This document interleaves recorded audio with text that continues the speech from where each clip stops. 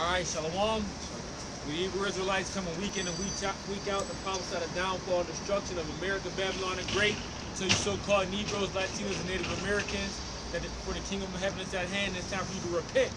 So before we start off, we want to say Barakatah Yahweh, Barakatah Yahweh, Barakatah Yahushai, Barakatah Yahushai, Barakatah Yahweh, Barakatah Yahweh, Barakatah Yahushai, Barakatah Yahushai, Barakatah Yahweh, Barakatah Yahweh, Barakatah Yahushai. Barakatah Yahushai. Alright, so we said, bless the name of the Heavenly Father in the name of His only begotten Son, who the world ignorantly called God and Jesus Christ, okay? And we want to give all praises, honor, and glory to Yahweh, Ba'Shem, Yahushai, Ba'Shem, Rakakadash. Double honors to the apostles and elders of Great Millstone, which are the true men of all Israel, right? Peace and salutations to you brothers from the four corners of the earth, preaching His word and also laboring in His word in truth, love, and sincerity. May blessings fall upon the houses of the 1/3, you know? And for the brothers that stand fast out on the highways and byways, as we are commanded to do so. Okay, preaching and prophesying the words of Yahweh Shem Yahushai. Okay? Go ahead, bro. Temptation, yep.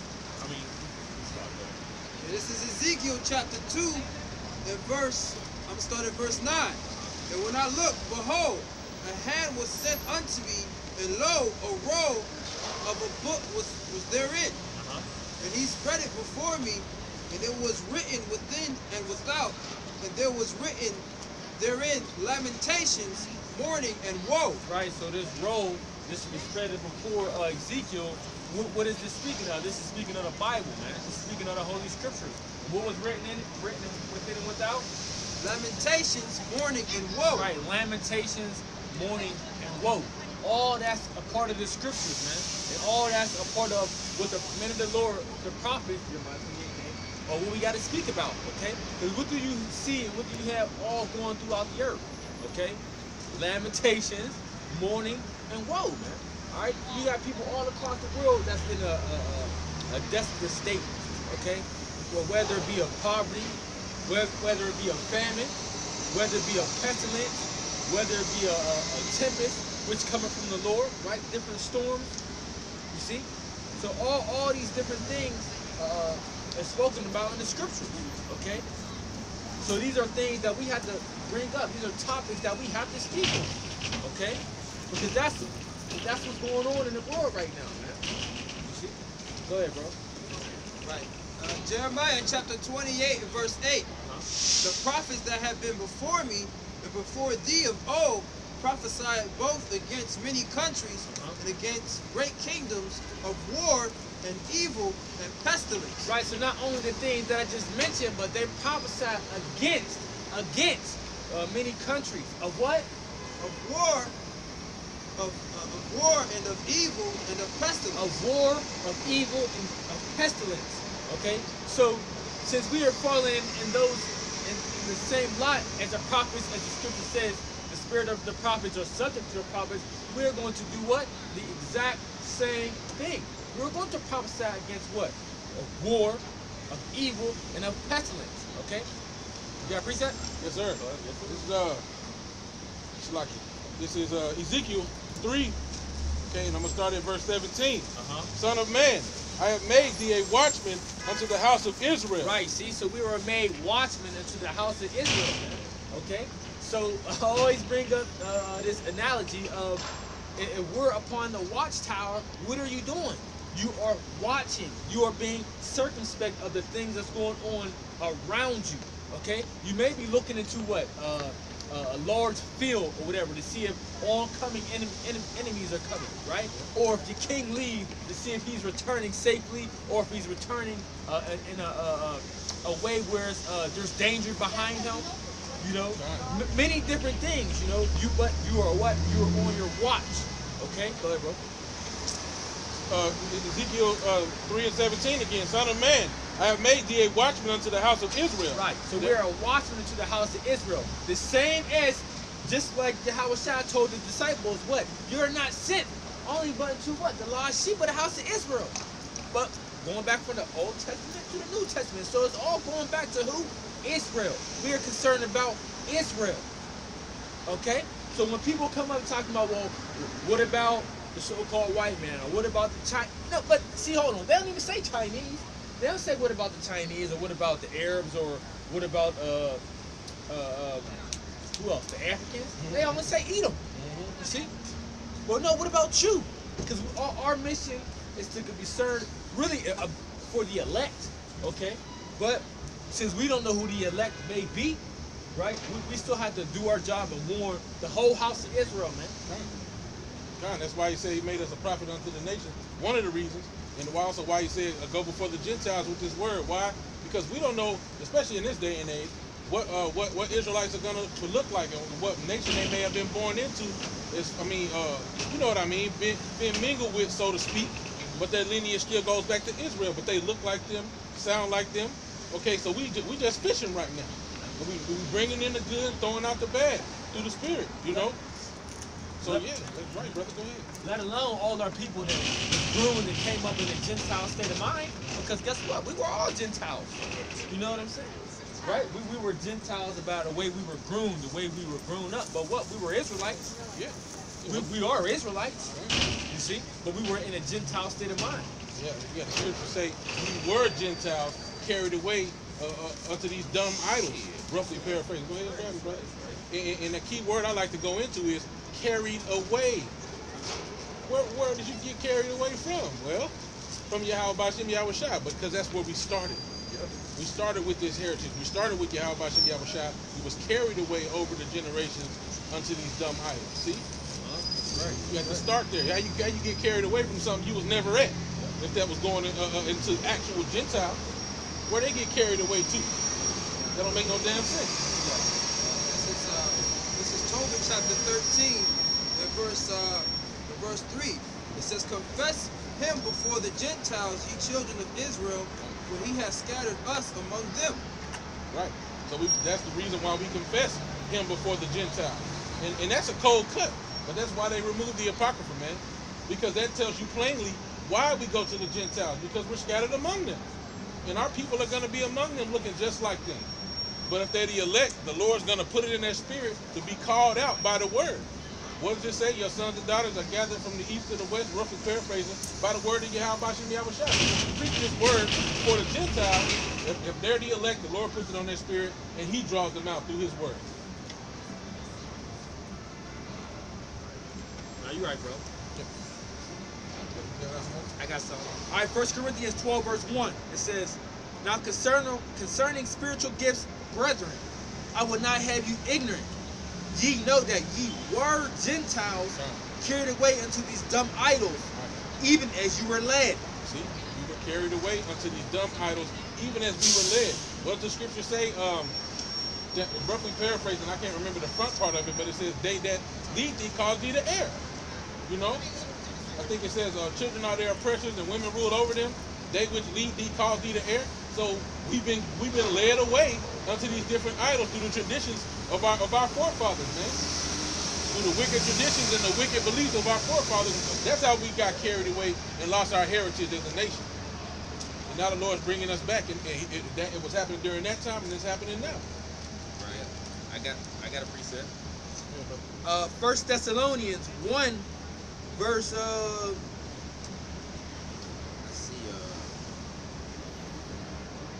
I'll start at verse 5. It says, "For our gospel came unto you in word only, but also in power and in the Holy Spirit, and much assurance, as ye know what manner of men we were coming,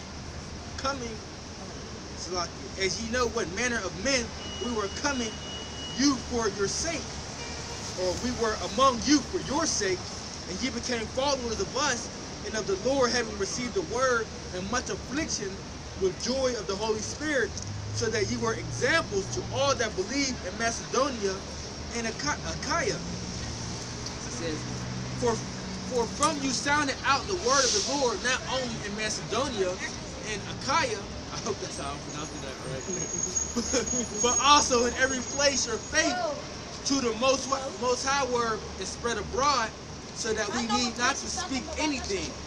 For they themselves show of us what manner of entering and we had unto you, and how ye turned to the Most High from idols to serve the living and true power."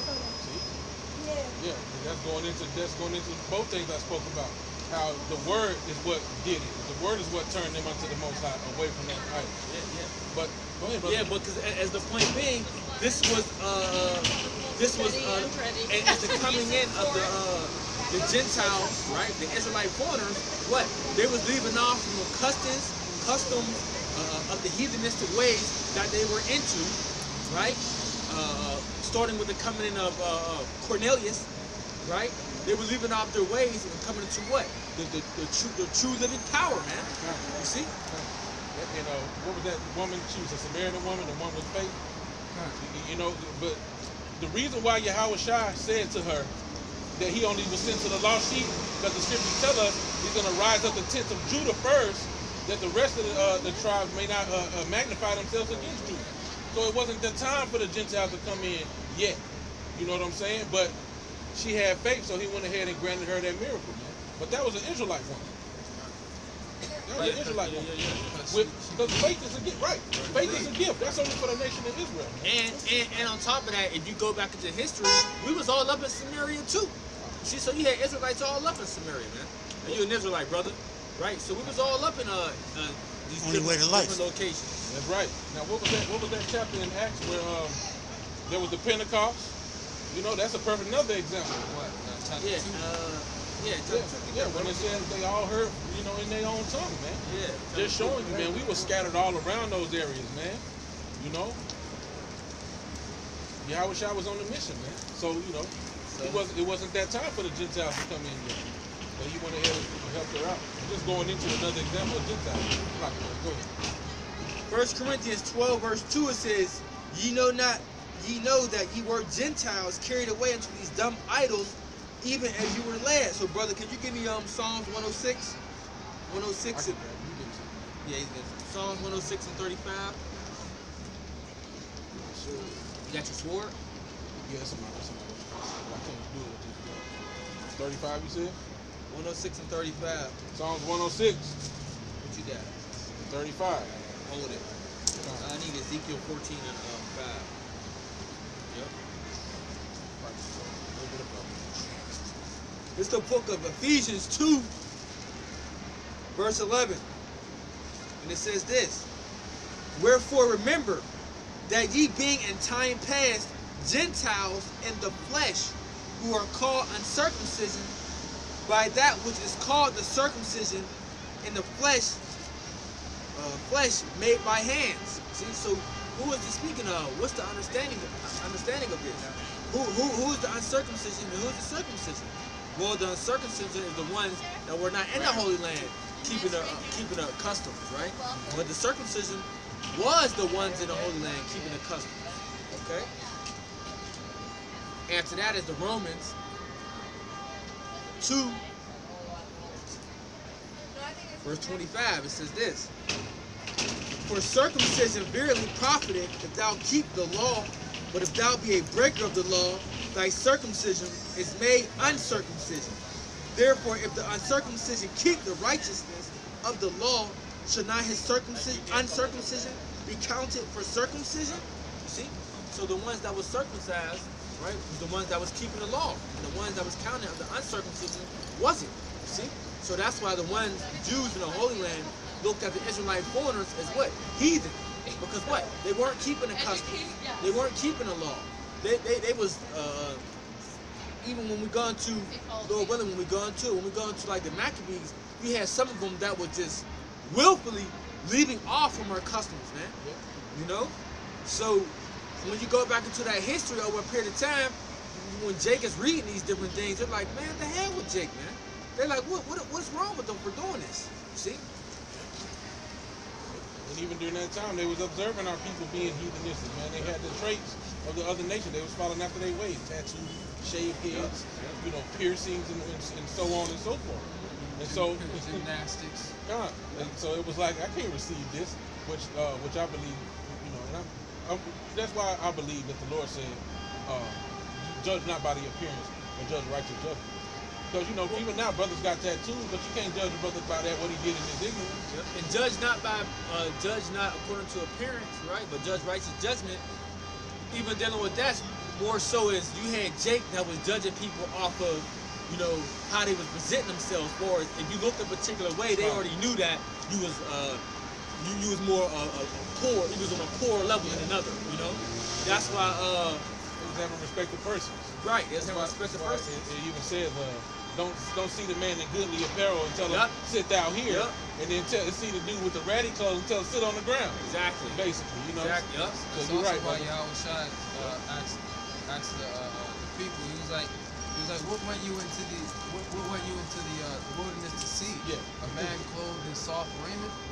Right. Talking about how John the Baptist. You know. Thinking that the prophets come in a pretty package, and that's what they think it is nowadays.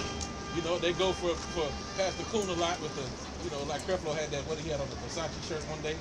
You know what I'm saying? Or the clean cut, you know, smooth face with the suit on. They think those are the men of the Lord. Right, because they think gain is godliness. You know what I'm saying? right? Well, that's far from the truth, man. Gain is not godliness. I wish I could have seen that dude that just walked by. Did you see him? That was the Lord, man. That's what they expect the prophet to look like. I go to Harvard, you know? Yeah, they expect you to speak in a particular manner. The same what even back then dealing with Paul. You know, they called them ignorant men. Why would they make that statement? Because what? They wasn't brought up being taught how they were. You see? They call them unlearned. Ignorant, right, unlearned. You see? So, and it's the same thing that you see today.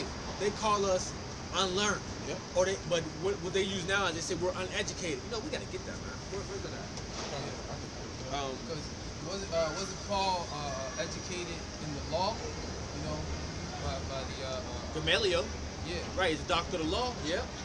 Gamaliel was a doctor of the law. So it just lets you know. Yeah, it just lets you know that, you know, speaking all eloquently and having the best speech, that's not needed. I got it right here. We got it. Which one you got? The one about the unlearned ignorant. Okay. Yeah, you read up on it. Acts 14 and 13.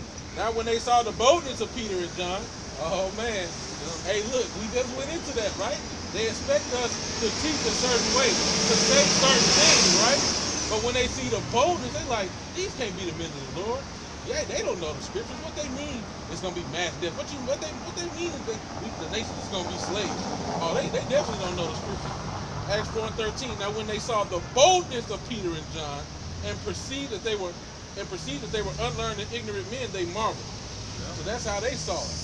That's how they perceived it. That was their perception, was that they must be unlearned and ignorant. Same thing today, brother. Yep. And they took knowledge of them that they had been Yahweh Shai. Right, because that's a key trait that comes from the true men of the Lord, especially those who preach Yahweh Shai, particularly here in GMS. Become bold as a lion, like the scriptures say, man. The righteous are as bold as a lion. And that's one way they can affiliate us. 1 Corinthians 2 verse 4. And my speech and my preaching was not with enticing words of man's wisdom, but in demonstration of the Spirit and of power, that your faith should not stand in the wisdom of men, but in the power of Yahweh Bashim Shai. Howbeit we speak wisdom among them that are perfect, yet not the wisdom of this world, nor the princes of this world that come to naught. That's beautiful.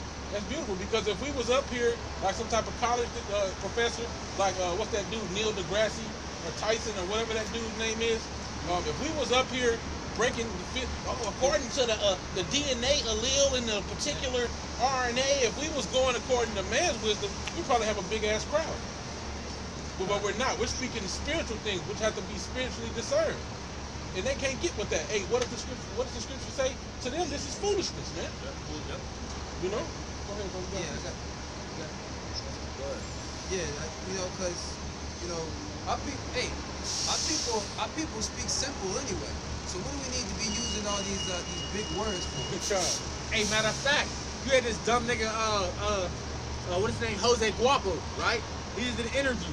And I forget what the word that the interviewer said to him. But this is how you know he's much of a nigga, man. He said, bro,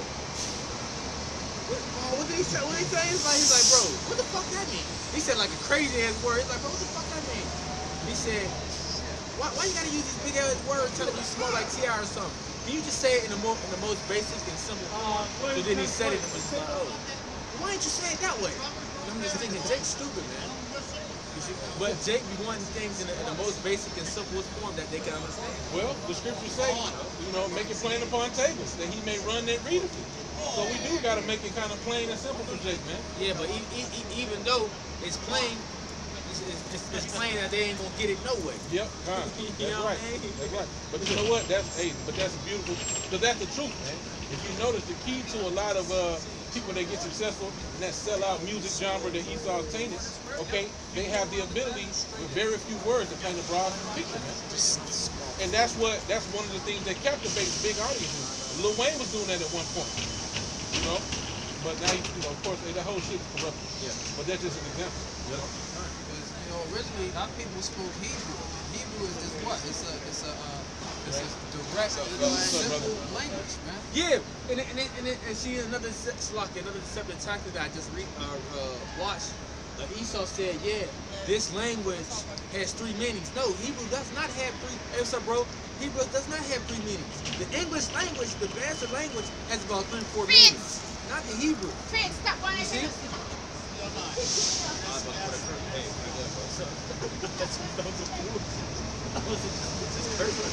But that shows you that quick how the big woman, she's fabulous, man. She's fabulous, man.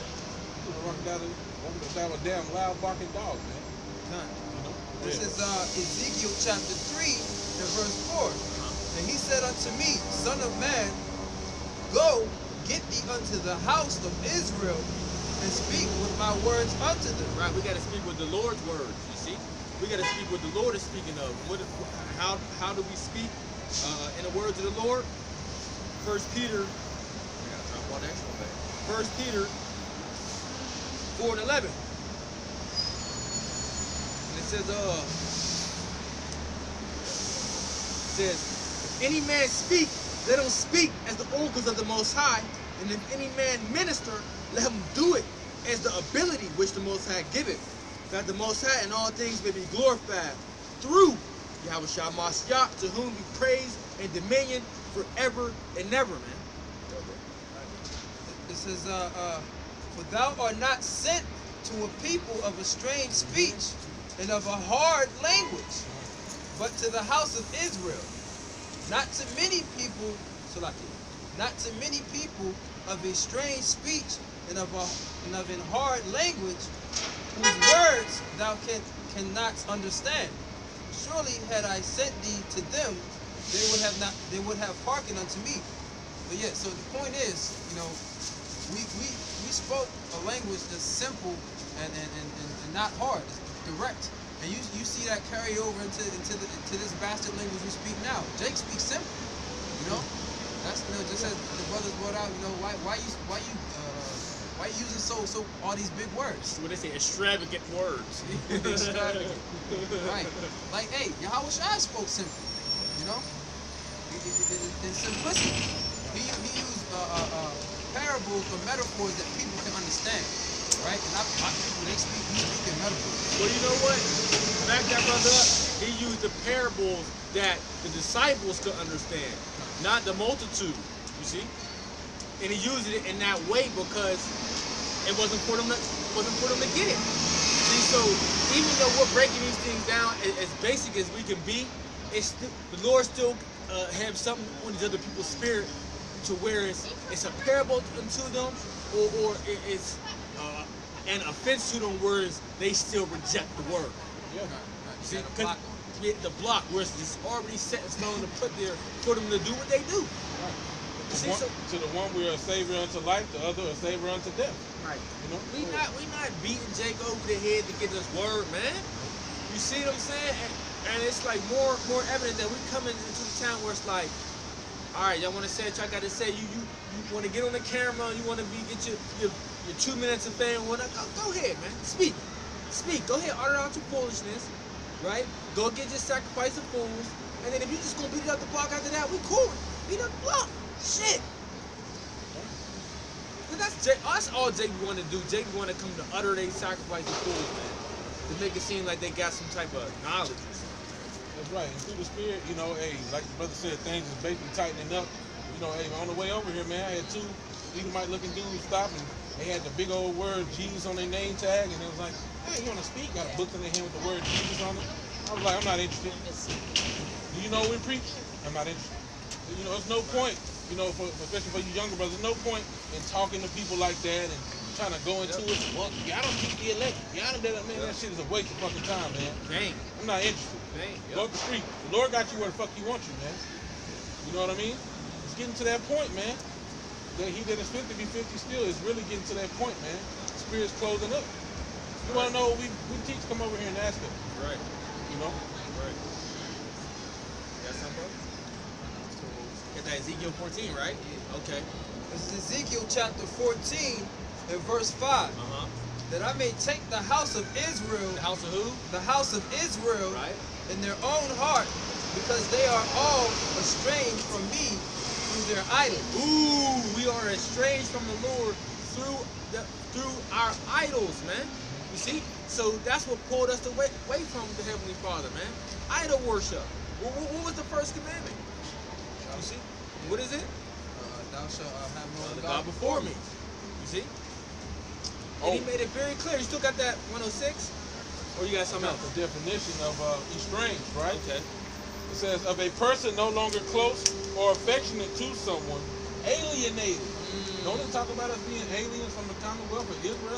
Bro, I was about to finish it. I was about to finish Oh, it. that's it right there? I was about to finish it. Yeah, go Of ahead. a wife or husband no longer living with their spouse, to cause someone to no longer be close, affectionate to someone, to alienate. Oh my goodness. Latin.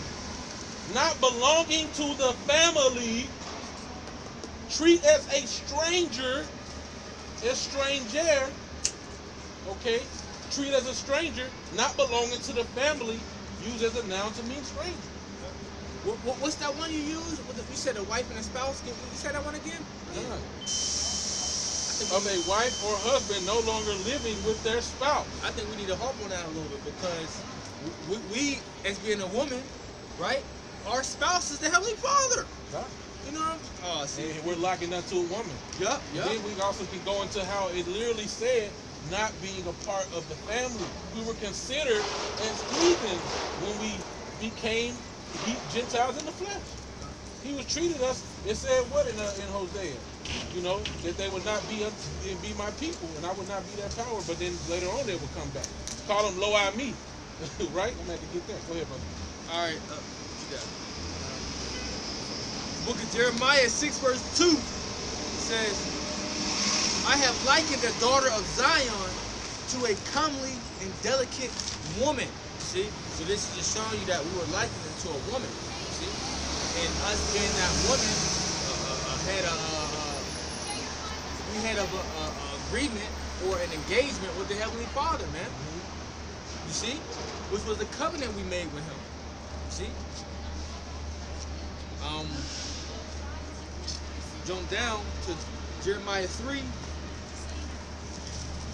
verse 14. It says, I'm gonna start at 1. It says, they say, Jeremiah 3:1, they say if a man put away his wife and she go from him and become another man's, shall he return unto her again? Shall not that land be greatly polluted? But thou hast played the harlot with many lovers, yet return again to me, saith the Lord. You see? So we went and played the harlot against the Heavenly Father, right? So He's telling us to return. The only people that can be returned is the one that was already set up with Him from the beginning. You see? You can't return into nothing that you was never a part of, right? Or you was never in sync with. You can't do that. Just like you hook a Bluetooth. I talked about Bluetooth my device through your Bluetooth of the car, right? Right. If I was never in sync with it, it's never gonna pop up to say, do you want to link with this? When you like do the little search thing, right. Do you want to link with it? If I never link with it the first time, it's never gonna pop up in my your history or your accepted device. Right. That's right. It's not gonna automatically. You never had any history with it. You know? Right. That's right. Yeah. The nations can't pair with the device of Yahweh Shem Yahweh Shai, man. Did we You know go? how it pop up and it say, "Do you accept?" Yeah. No, I do not accept. They can't tune into the frequency. God, Right. God, well, hey, man, I do not accept. Do not pair. I got verse 6. It says, "The Lord said also unto me in the days of Josiah the king, Hast thou seen that which backsliding Israel have done? She is gone up upon every high mountain and every green tree, and there have played the harlot. And I said, after she had done all these things, Turn thou unto me, but she returned not, and her treacherous sister Judah saw it. And I saw when for all the causes whereby backsliding Israel committed adultery, I had put her away and given her a bill of divorce. Yet her treacherous sister Judah feared not, but went and played the harlot also." Okay, so that's going into how Israel, right, the northern kingdom first transgressed against the Heavenly Father with their whoredoms, right? And not only did Judah see it, but Judah see it and followed right behind it, man. You see? So that's what it's going into. Saw the punishment thereof and everything. Saw him get carried away. And what was it into? What was it? They got carried away. Syrian captivity. Yeah, northern kingdom, Syria. Yeah, saw them get carried away into the Syrian captivity, and knew why they got judged that way, and still was like, you know what? I think I want to serve Baal. Yeah, and Rehoboam came right behind him and started doing the same thing as Jeroboam, serving these different idols. You know, that's ultimately what it got us split up. That's Jake for you. Who? What you say? Rehoboam's King Solomon's son. Yeah, he went off too. He went off after Jeroboam. Yeah, because I think Jeroboam. Yeah, Jeroboam made the 2 golden calves. Okay. He was an Ephraimite. ain't that what got him jacked up? You know the king? I'm not, Yeah, he caused them to serve those 2 golden calves. those 2 golden calves, and then Jeroboam started following behind him, even though he remained a Pharisee. Right? Because they was going to get split. But that all came from King Solomon. Because Rehoboam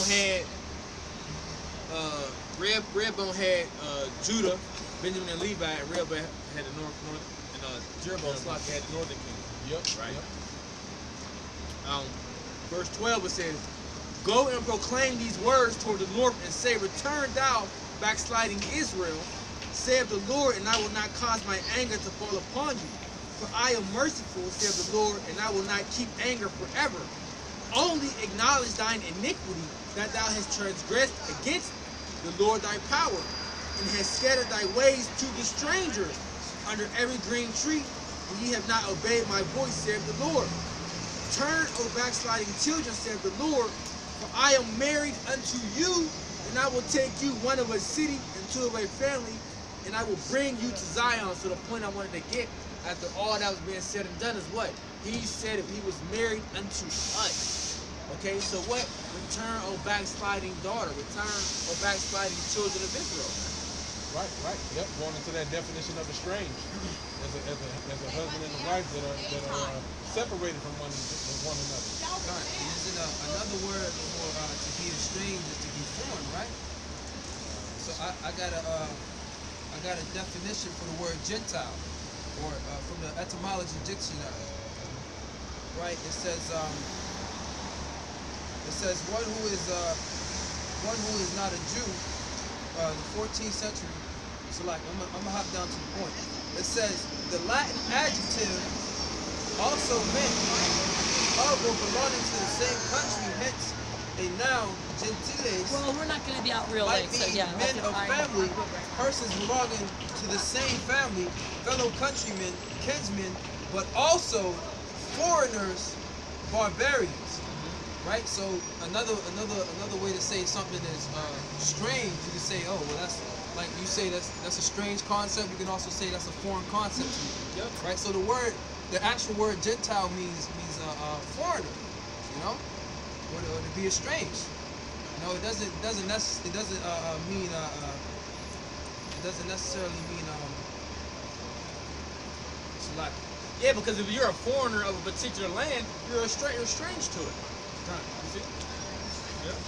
Yeah. Hey, doesn't it say to the vineyard?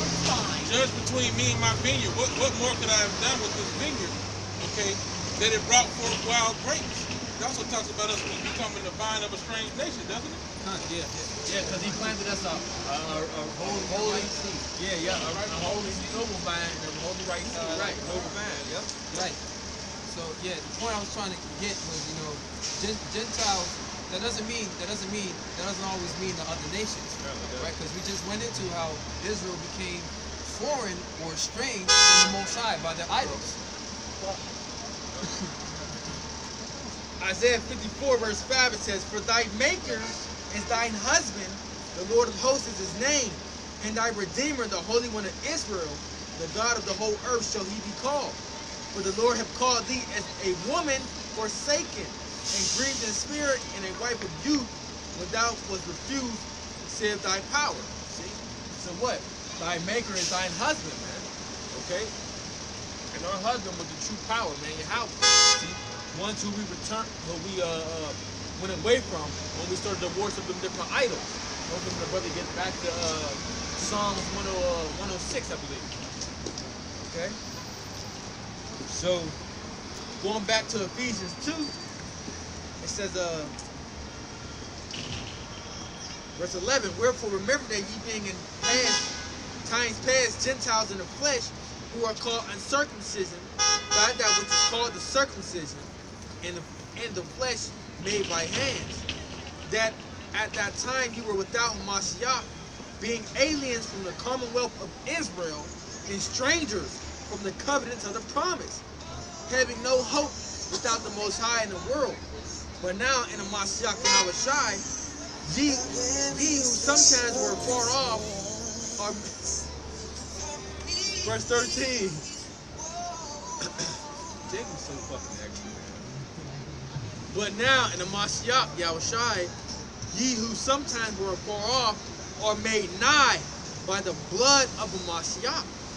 For he is our peace, who hath made both one, and have broken down the middle wall of partition between us." Right, so he broke down the middle wall of partition between the southern kingdom and the northern kingdom, and that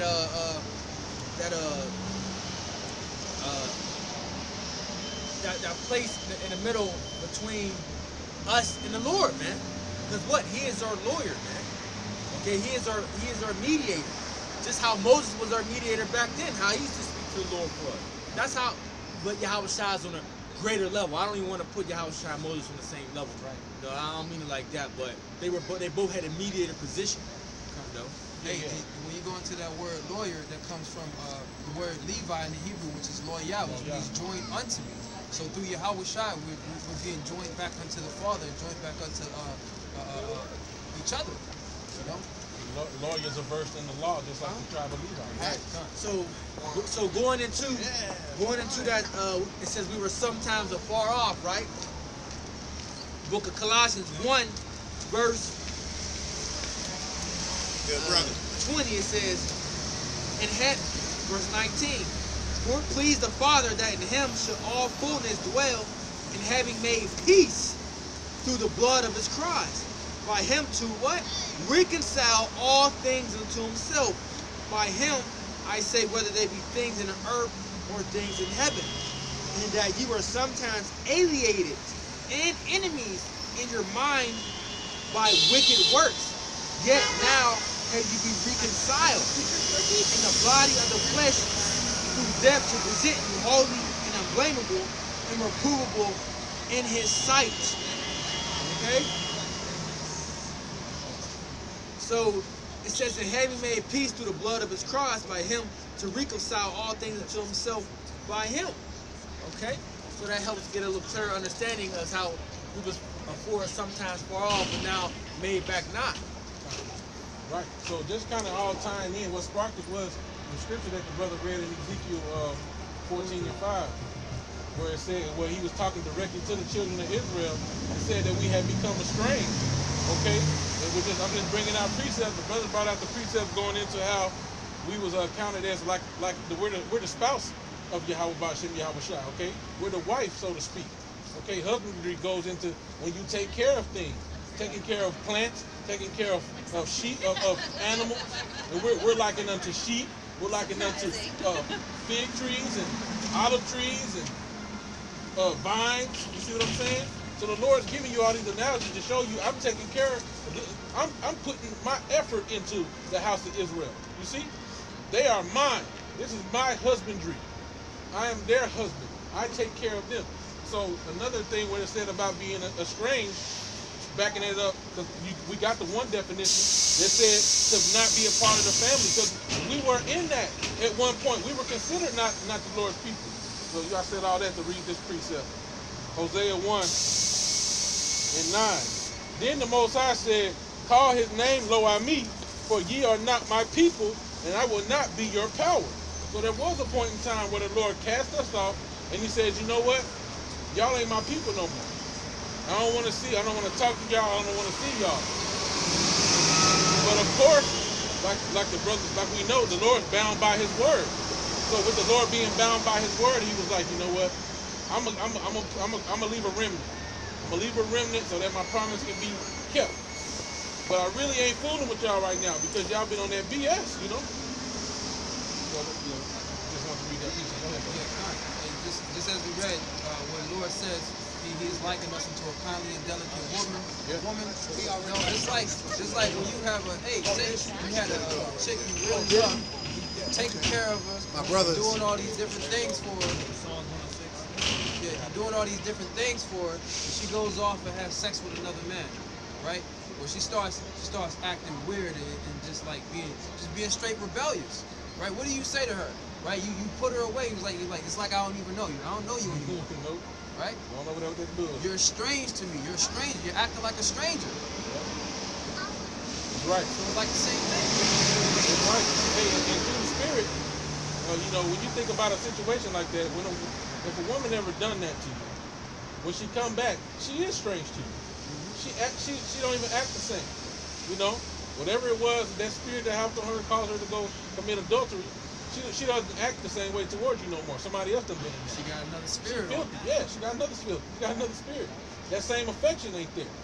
So spiritually, that's what we did to you. How about you, Shai? You looking at us like dirty people, dirty ass. You know what I mean? Get up out of here, man. Go take a bath. I ain't even trying to talk to you, man. Hey, F you, real talk. You know. All right, so Psalms 106 and 34 is where I'm gonna start. Yeah. They did not destroy the nations concerning whom Yahweh commanded them. All right, but were mingled among them and learned their works. And they served their idols, which were a snare unto them. Let me know when to stop. Yea, they sacrificed their sons and their daughters also unto devils. Right, so us not destroying the nations, so the Lord said, go to destroy, those nations became a thorn in our side, man. And then ultimately we started to what? We started to worship those idols, man, of that land. Go ahead. And this was a whole nation of people that the Lord told us to destroy, man. Yep. 38. And shed innocent blood, even the blood of their sons and of their daughters, whom they sacrificed unto the idols of Canaan. And the land was polluted with blood. Okay? Thus were they defiled with their own works, and went a-whoring with their own inventions. Therefore the wrath of Yahweh kindled against his people, insomuch that he abhorred his own inheritance. There you go. Now this is backing up what the brother was saying, how the Lord stopped dealing with us for a time. Because abhor means to avoid, not to deal with. And that's what he did unto us. Why? For our works of what we done. See? Now, was it going to be, was this a thing that was going to be forever? No. Because you still have to go, why do I say that? Because you still have to go back to the promise that he made with our forefather Abraham, man. You see, so when you go and notice, like, okay, so this promise he made with Abraham, that what? He was going to be dealing with his seed forever. So going back to who? From Jacob, back down to Isaac, and to Abraham. So we already know that he was going to still continue to deal with us. That promise wasn't bound by the law. Right, it endures forever, man. His counsel is immutable, meaning it's unchangeable. It's not going to mutate and change into some type of weird thing. Right. You got something? Yeah, I got the backup that you said. Romans 11, right? This is Apostle Paul. All right.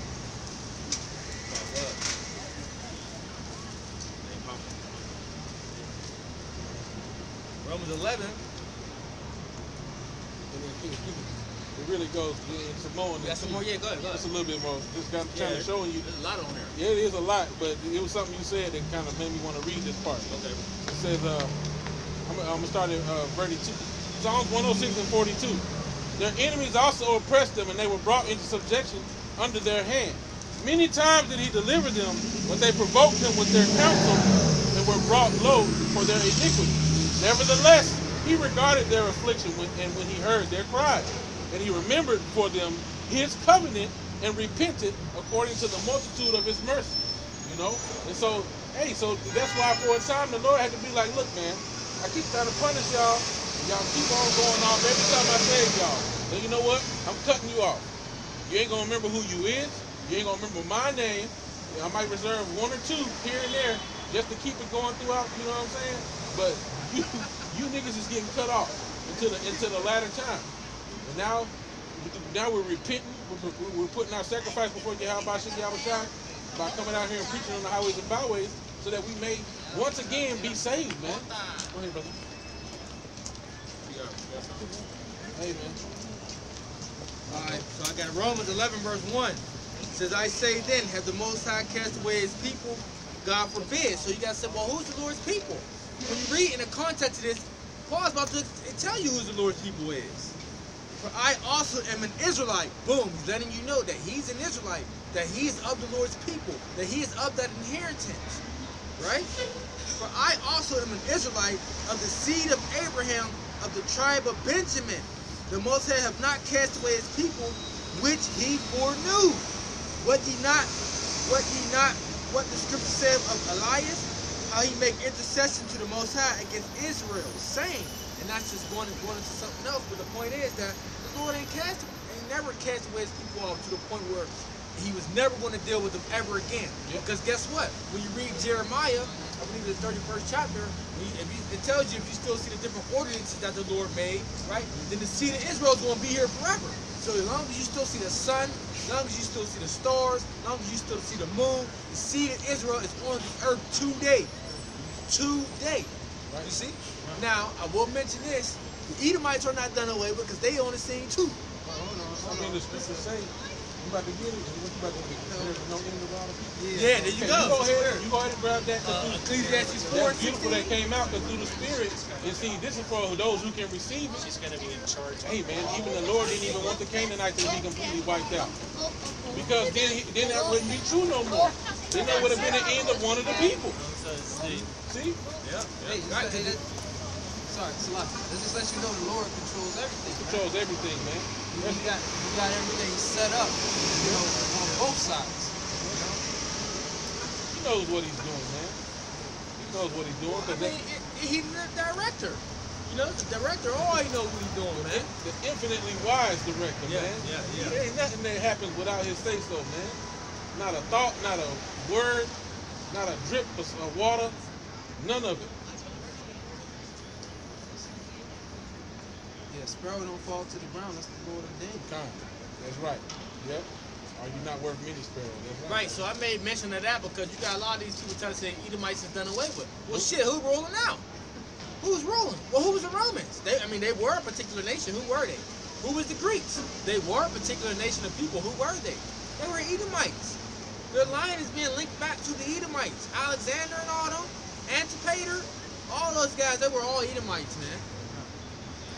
You see, and they have descendants here today. Who are they? Right. See, hey, and when you read the scriptures describe the Edomites, and you have people who fit that description on the earth today. Not only fit the description, their works. Their works. See, proves that y'all the Edomites, man. See? Yeah. You people that call you try to make yourself known as Germans and Australians and Turkish people and Spaniards. What else? Albanians and all these different ass words. Y'all telling you, man, y'all Edomites, man. Y'all Edomites. Romanian, yeah, trying to put themselves under all these different. Oh, I'm not white. I'm a Thai. Man, you're Edomite. Yeah, you're Edomite. Yeah, and all those original people were Japhetic people anyway.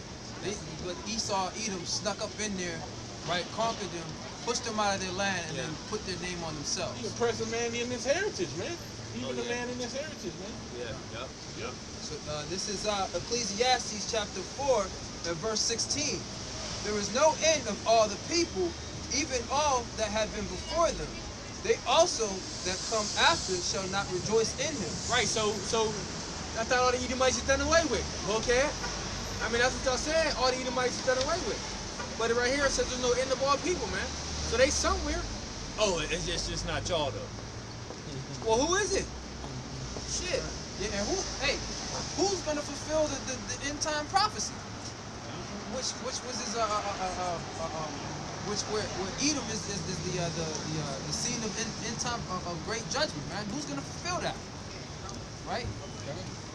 Man, it tells you what Esau Edom will be doing, man. At this time, it says they will be ruling the earth, man.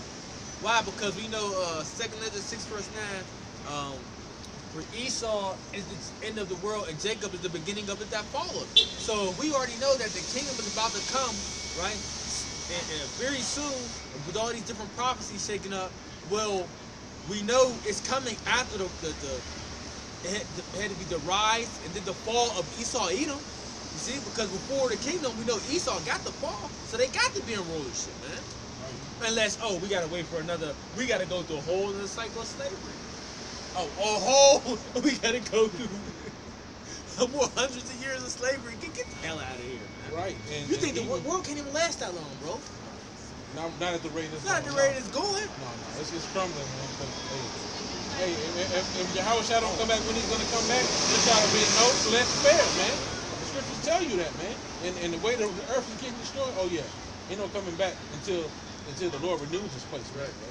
Hey, and also the scriptures identify, Babylon in the book of Revelation, mystery Babylon as being the final kingdom to go. That's synonymous with Yahweh Shah returning, man. Okay, that's synonymous, man. You know, and Edom is identified as the daughter of Babylon, man. Let's get it. Huh. Let's get a song. What is the song? 137. Yeah, read that.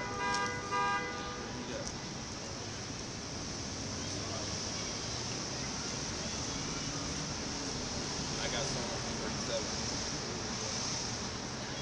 I gotta wait till y'all read all.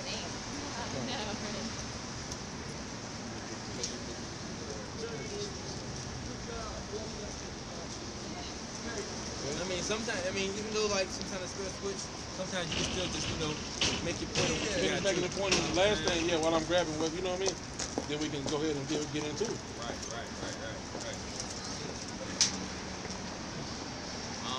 What is it? Revelation 17 or 18? I'm in 18, yeah. Okay. We start from the That's right. Yup. Start at the top. Revelation 18 and 1.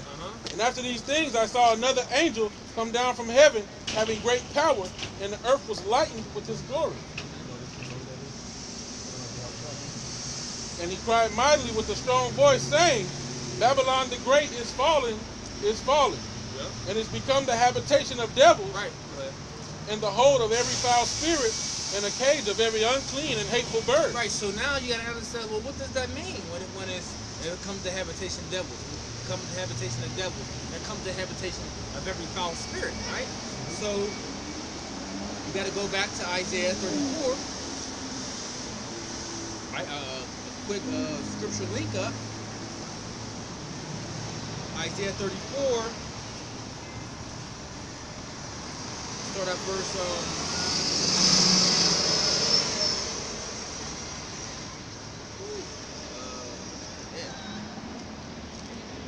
I'll start at verse. I can start a lot of places. I'll start at verse 8. It says, Isaiah 34 verse 1. Come near ye nations to hear, and hearken ye people. Let the earth hear, and all that there is therein, the world, and all the things that come forth of it. For the indignation of the Lord is upon all nations, and his fury upon all their armies. He have utterly destroyed them. He have delivered them to the slaughter. So this is being mentioned of what should come to your man. What should come to your man is what? Armageddon, man. Or Armageddon. okay, or the valley of decision. See, a place where all the nations are being gathered, what to be judged. Joel, you hear that, Joel? Where all you nations are being gathered to be judged, man. Okay, it's all going to tie in. It says, their slain also shall be cast out, and their stink shall come up out of their carcasses, and the mountains shall be melted with their blood, and all the host of heaven shall be dissolved, and the heavens shall be rolled together as a scroll, and all their hosts shall fall down as a leaf falleth off a vine, and as a falling fig from the fig tree. So what's able to make the heavens roll is a scroll. You see, that's been likened to the mushroom cloud. Okay, because if you watch, like a nuclear detonation or explosion or detonation, right, simulator type of thing, right, you would see it hit, and then it would all come back and fold up or roll into the scroll, man.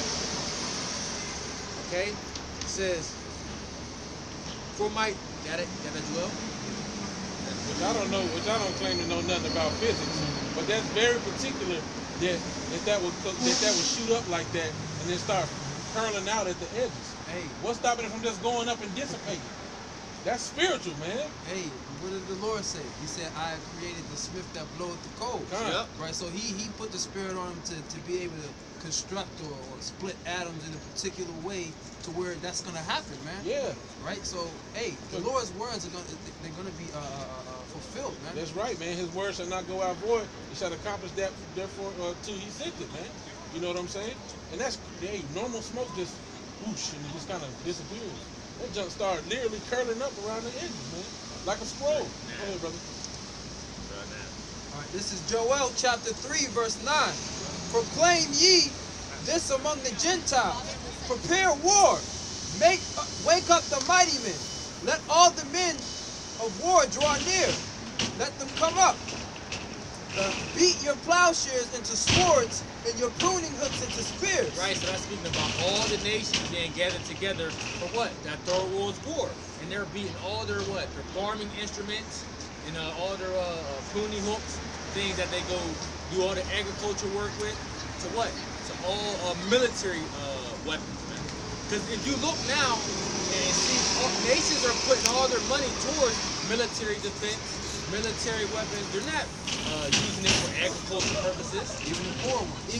Even the poorest countries you can think of, because they know something's coming down the line, man. See, they know that. Let the weak say, I am strong. There we go. So now the weaker nations are saying what? They're strong because what?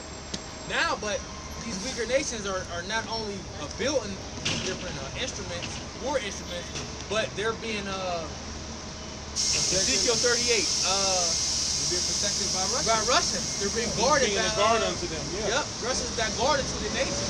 Right. It's giving them that strength to say, you know what? I can fight that. Let the weak say, I am strong. Right. We got a chance now. We got a chance. Yeah. Hey, tensions are high, man. You know, things are really stirring up all around the globe. It's just in America we can't tell because everything seems to be okay. But they media block And it. the media. Media block it. You can still go to the grocery store. There are places that are using money as toilet paper, man. And arts and crafts because it's not worth. Man, a stack of money this high can't even buy a toilet paper roll in some place. Right. So that's why when we know all these different things that's coming, our job is to come out here and to warn the people. That's our job. You see, no matter how what they say, barbaric it sounds, no matter how rough it may sound, we still got to do our job, man. Okay? Right. We still have to do our job, man. Okay? Goofy.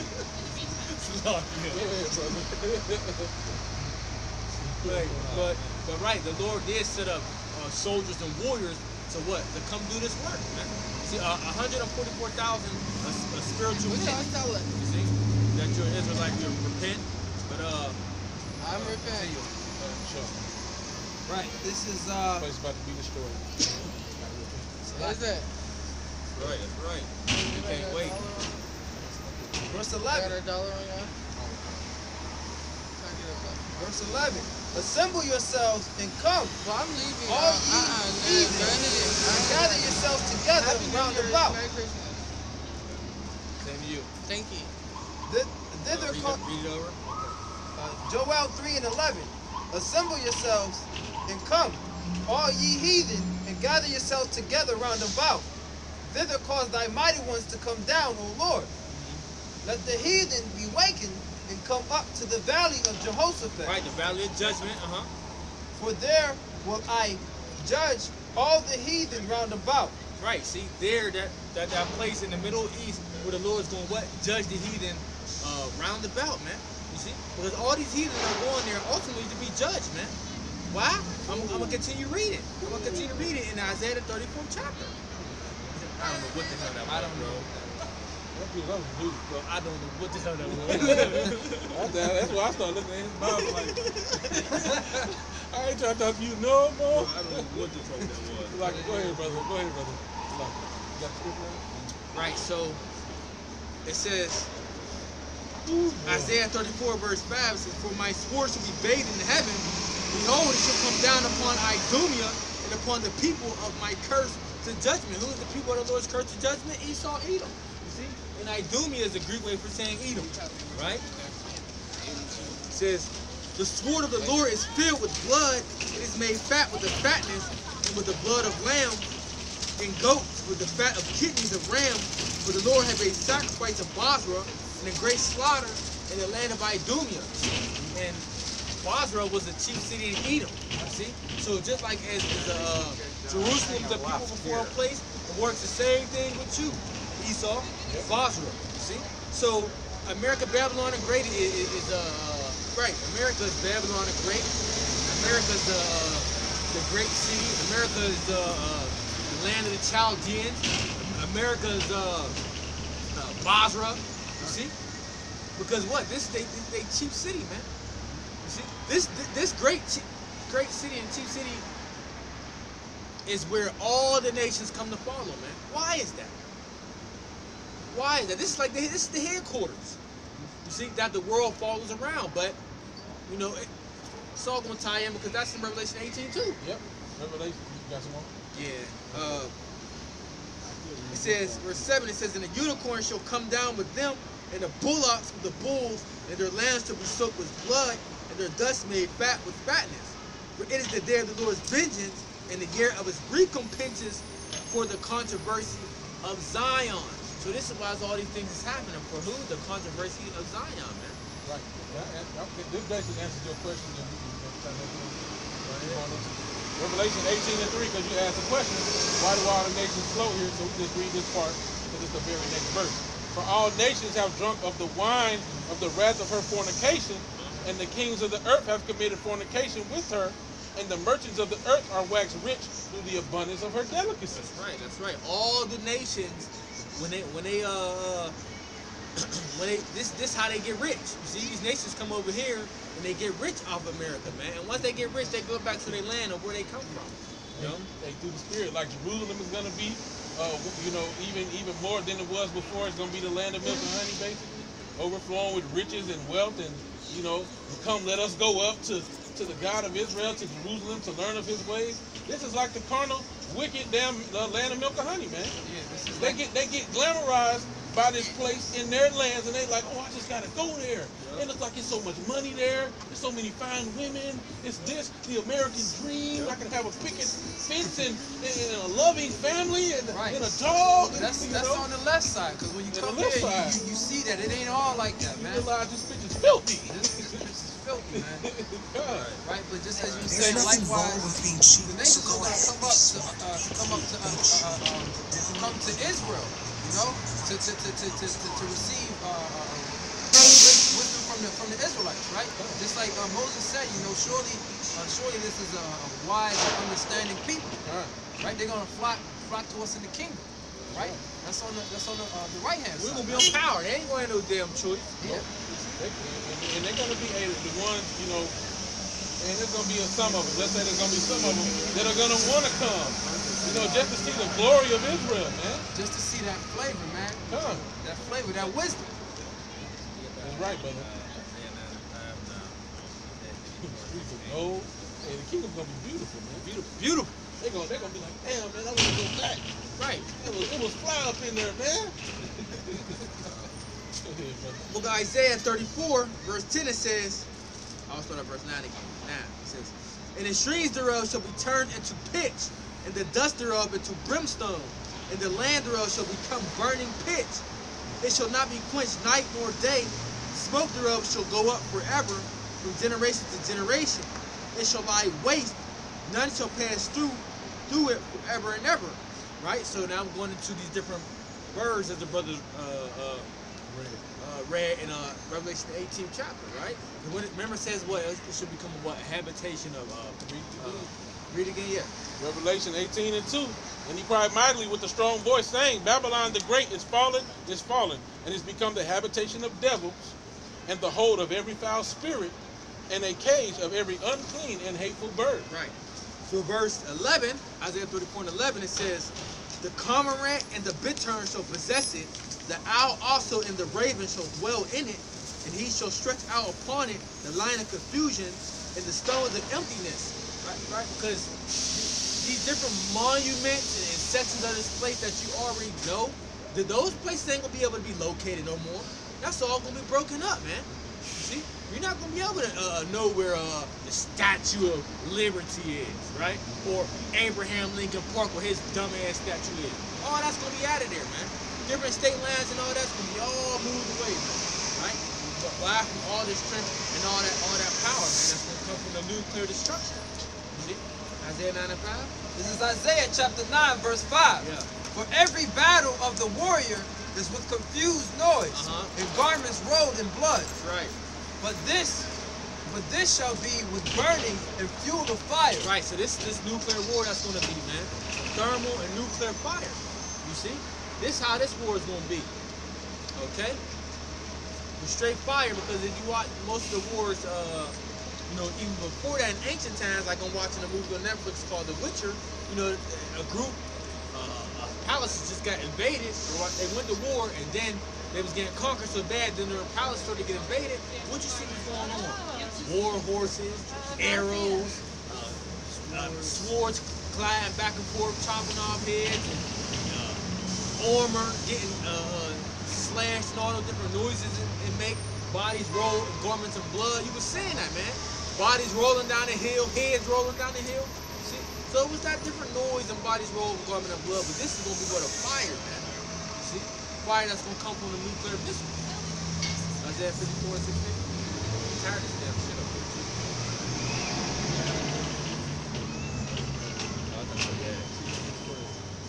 Right, because the Lord, what He have created the waster to destroy. You see? Have you looked at that? It says 16.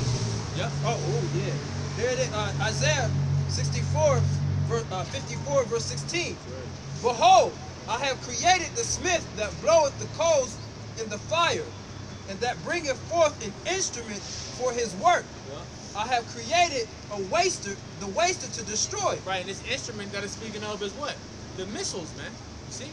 The Lord created the waster to destroy, man. He put it on the spirit of those smiths, right, to go do whatever they did. I don't know if they was in a lab or whatever the hell they was. Put it on their spirit to what? Put the element together to create the bombs, all that, man. Ultimately for America, Babylon the Great to destroy itself. Because, well, why did you say that? Because check this out, right? America, Esau, Edom was in power, right? They had all these different weapons.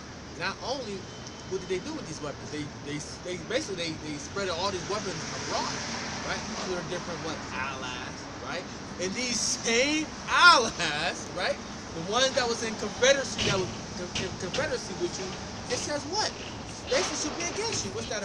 Book of Obadiah, right? That they're gonna be against you. So all these same weapons that y'all created and helped create, and y'all spread it amongst the other nations, these allies is gonna turn on you and use it against you, man. You see? See, so while you thought you were so clever and doing all this work, the Lord was playing tricks with you the whole time, man. The seed and the deceiver are his. Right. Right. Right. Could have used you last time. You were going the wrong way. Oh yeah. It says, nope. Select. You know what? That's the whole thing. Yeah. Go back to Isaiah 34. 34 verse 12, it says, they shall call the nobles thereof to the kingdom, but none shall be there. And all her princes shall be nothing. And thrones shall come up in her palaces, nettles and brambles, and fortresses thereof. And there shall be a habitation of dragons, and a court for owls.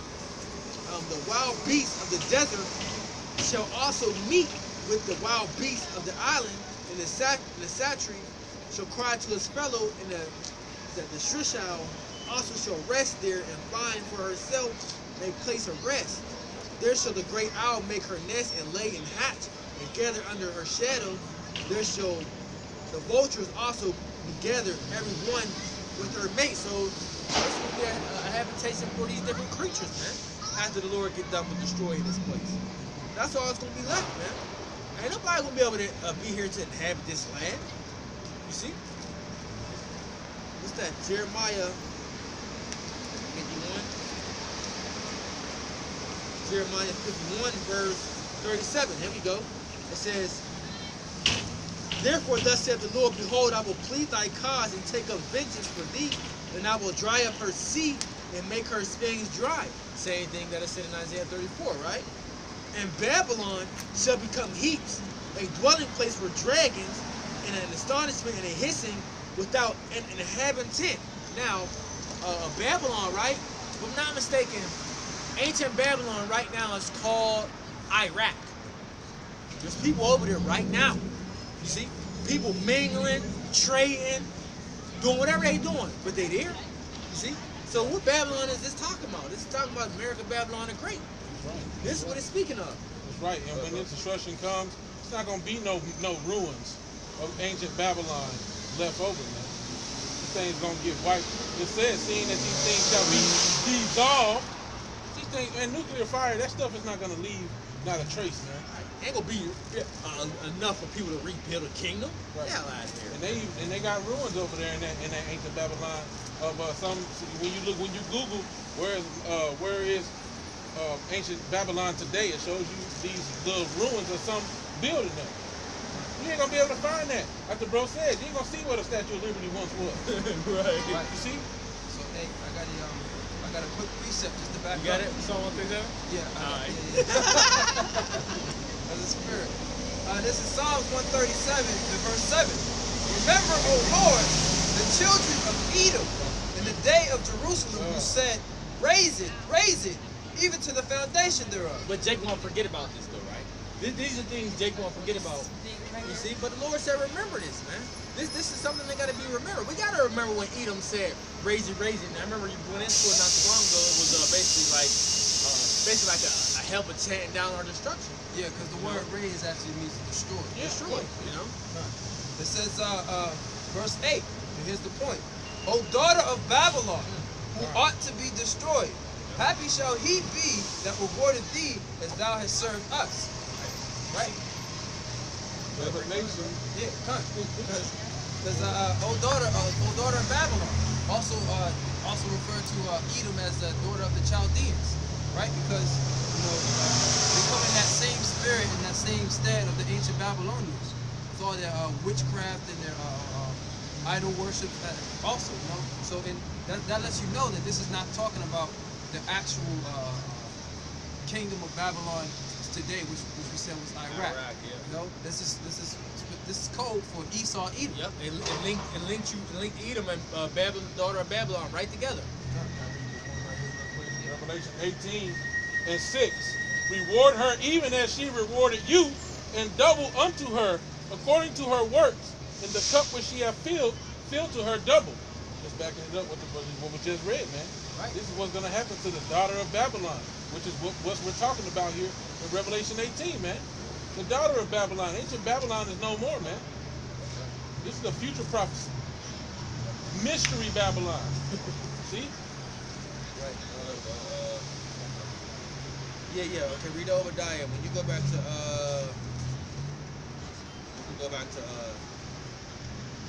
you start at the top of Revelation. I skipped down. Yeah. I didn't read like 4 and 5. We can go back to it though. All good again. All right. Yeah. This is Obadiah chapter 7. Obadiah chapter. There's only one chapter. Yeah. The book of Obadiah, verse 6. How art the things of Esau searched out? How art his hidden things sought up? All the men of thy confederacy have brought even thee, have brought thee even to the border. The men that were at peace with thee have deceived thee and prevailed against thee. They that eat thy bread have laid a wound under thee. Right, so the men that was at peace with Esau, Edom, or Babylon the Great is who? These different allies. What he had, NATO and the EU in his back pocket. You see? So they're eating with Babylon the Great because when you're in this different when you're in this different faction, right? Dealing with having these different groups, like if you go to war, these different nations are supposed to supply you and help back you up as well. See, that's the benefit of having an ally. Right. Well, Right. you belong to the car, This is, but she's still let me part read of it it. on that. It says, I have a couple questions. all right, there is not understanding in him.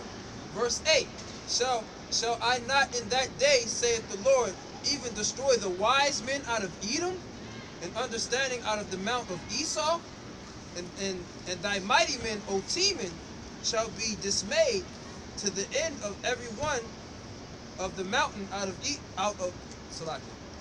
Esau may be cut off by slaughter. And that's the point. Teaming, even dealing with those wise men, Right. Which we believe Teman is these Germans, right? yeah. Because they're known for their technology. Just as we read, the Lord, he created the smith that bloweth the coals, right? So Esau is gonna be brought down in such a manner where he's gonna be confused, man. Just as this, other scriptures say, is there no more wisdom in Teman? Because Esau created these nuclear missiles, right? But those are going to be the same thing that destroyed them, Right. That's the point of that, though. Because really the brother was the main point of bringing out of that basically these nations being in confederacy with America, Babylon the Great, is ultimately going to turn against them. But you're starting to see it slowly but surely now. Did he just read that? He just read the one where it said they were trying to get Like all that confederacy. Oh, yeah. We on you. Revelation 18. All right, Revelation 18, in verse 1. All right? And after these things I saw another angel come down from heaven, having great power, and the earth was lightened with his glory. And he cried mightily with a strong voice, saying, Babylon the Great is fallen, and is become the habitation of devils, and the hold of every foul spirit, and a cage of every unclean and hateful bird. You got a precept. That's the Catholics. Isn't that the Catholics? Babylon. Who is it? Read again. Yeah, she said Babylon. Babylon the Great. It's America. Yeah. Well, that's what that represents. Catholic religion, Right. Okay, I hear you. Read again. Read section number 2 again. Oh, Shalaka. Revelation 18 and 3. Oh, no, and 2. And he cried mightily with a strong voice, saying, Babylon the Great is fallen, and is become the habitation of devils, and the hold of every foul spirit, and a cage of every unclean and hateful bird. Got a piece of it? Yeah, that is. Oh, it's on you, bro. It's on you. This is Isaiah chapter 13 and verse 18. You need to start up. Go ahead. Yeah, it says their bows also shall dash the young men. Hold on.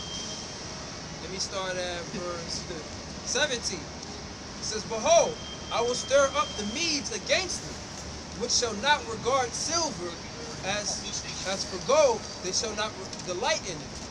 Their bows also shall dash the young men to pieces, and they shall have no pity on the fruit of the womb. Right. So they're not like I said. When it's in the time of war, they're not going to regard women that's pregnant, man. You don't see when there's a war going on. soldiers are not stopping because women are running. I'm carrying child. No, they're gonna finish their mission. They got to do. You know. Go ahead. Their eyes shall not spare children. And Babylon, the glory of kingdoms, the beauty of the Chaldees, the beauty of the Chaldees' excellency shall be as when the Most High overthrew Sodom and Gomorrah. Ooh. And that's what we was talking. Yeah, that's what we was talking about. You know how You're all encouraging each other. how Babylon is in great glory, but it's going to be brought down to a very low desolate They don't state. want to hear. Right, and now, and they even have documentaries where they've gone to what they believe, which it had to be. That had to be the site of Sodom and Gomorrah, because you find sulfur rocks there that are over 70% pure, and that's not found anywhere naturally occurring. You can only find that in that one place. Where is it? It's the remnants of Sodom and Gomorrah. Yeah, where did you say? I don't know the physical location. They've done documentaries. Where they've done documentaries where they show the place and they lit the sulfur and they burned a blue flame. Right. Okay. Yeah, just like I believe they also had that picture of that what was it? Lot's I believe that's Lot's wife. Yeah. Pillar of salt. That Yeah. pillar of salt Yeah. that was up there, man. Yep. She turned back. Yep. Look Exactly. back. And go ahead, brother. And it's not nothing far-fetched because all it is elements. Right. Your body is made out of the earth. Right. You see? So that's easy for the Lord to do.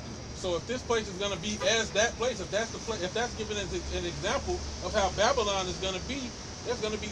Ain't there something to talk about?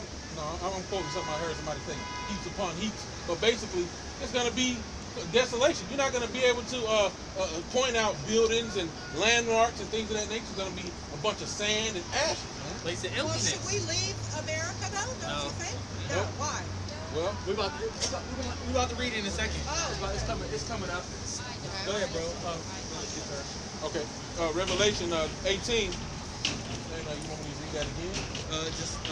Keep going down. Verse 3. For all nations have drunk of the wine of the wrath of her fornication, and the kings of the earth have committed fornication with her, and the merchants of the earth are waxed rich through the abundance of her delicacies. Right. This is Jeremiah chapter 51, verse 7. Babylon hath been a golden cup in the Lord's hand, that made all the earth drunken, and the nations have drunken of her wine. Therefore the nations are mad. What is this? What is this wine that they have drunk? The wine that they have drunk is the philosophies and the ideologies of America, Babylon, and Greece. That's right. This is what they drunk, man. And now the nations are upset. You see that they are in the midst of even drinking that wine. You see, because that wine has been spreading all throughout the earth, man. You see, and that wine has what ultimately polluted the nations and the custom that they were customs that they keep over there in their lands. Right. You see, Right. that's why certain countries don't allow themselves to have internet, because they know the internet is a start of what pollution. Yep. Oh, Yep. well, that's the country I want to go to there. Yeah, they meter a lot of things that America, Babylon the Great creates. Like for a long time in China, they wouldn't let people play Call of Duty. And you know, Call of Duty is a very kiddie game, and you know, to us, because we've been so desensitized to stuff like that. But in Japan, or it was either Japan or China, they for a long time would not let them play those games. You know, and What that's kind just of one. game is that? It's a shooting simulator. You shoot other people on the video game. Gotcha. And for a long time, they would not let them people play it. Just backing up what the brother said. And we also know this is not talking about the Roman Catholic Church, because the whole world is not drunk with the philosophy of Catholicism. But the whole world is drunken with the philosophies that are pushed forth from America, Babylon, the Great. Yeah. This place, it looks like the epitome of happiness and things that are to be achieved to the rest of the world. And they imitate it. Yep. Go ahead, brother. Read But that it's again. deception, right? Yeah. Yeah. Yeah. Yep. Yeah. Read yours. Am I going still? Yeah. Salaki. Verse 8. Babylon is suddenly fallen and destroyed. How for her take balm for her pain? If so, she may be healed. We would have healed Babylon, but she is not healed. For forsake her. Let us go everyone unto his own country, for her judgment reacheth unto heaven and is lifted up even to the skies. Right. See, that's these other nations, man. These other nations are starting to see the judgment and things that's starting to come down the line. So what are they doing? They're gathering up all their money and they're going back to the land where they came from. They figured, you know what, I made enough money here for my family. My best bet is to go back to the land where I come from, because we know the judgment here is going to be great. And not even, if they don't even know the destruction might be coming, they might just see things like the dollar collapse, you know, or they Should we go back to our generation's country? No. no. I told you I'm gonna read it. Not native. I'm gonna read it. You just gotta be patient. You gotta get patient. Be patient. Oh, I have to go. Well, short answer, those that will be protected, they ain't got to go nowhere. The Lord said he's going to gather his elect. That's the short answer. Okay, let me ask you something. When I was walking out, you said I needed to repent. What did you believe I needed to repent Well, from? you believe a lot of false doctrines. You got to repent from believing those false doctrines. If you think that you can go out and evangelize and be a woman teacher, you need to repent from that.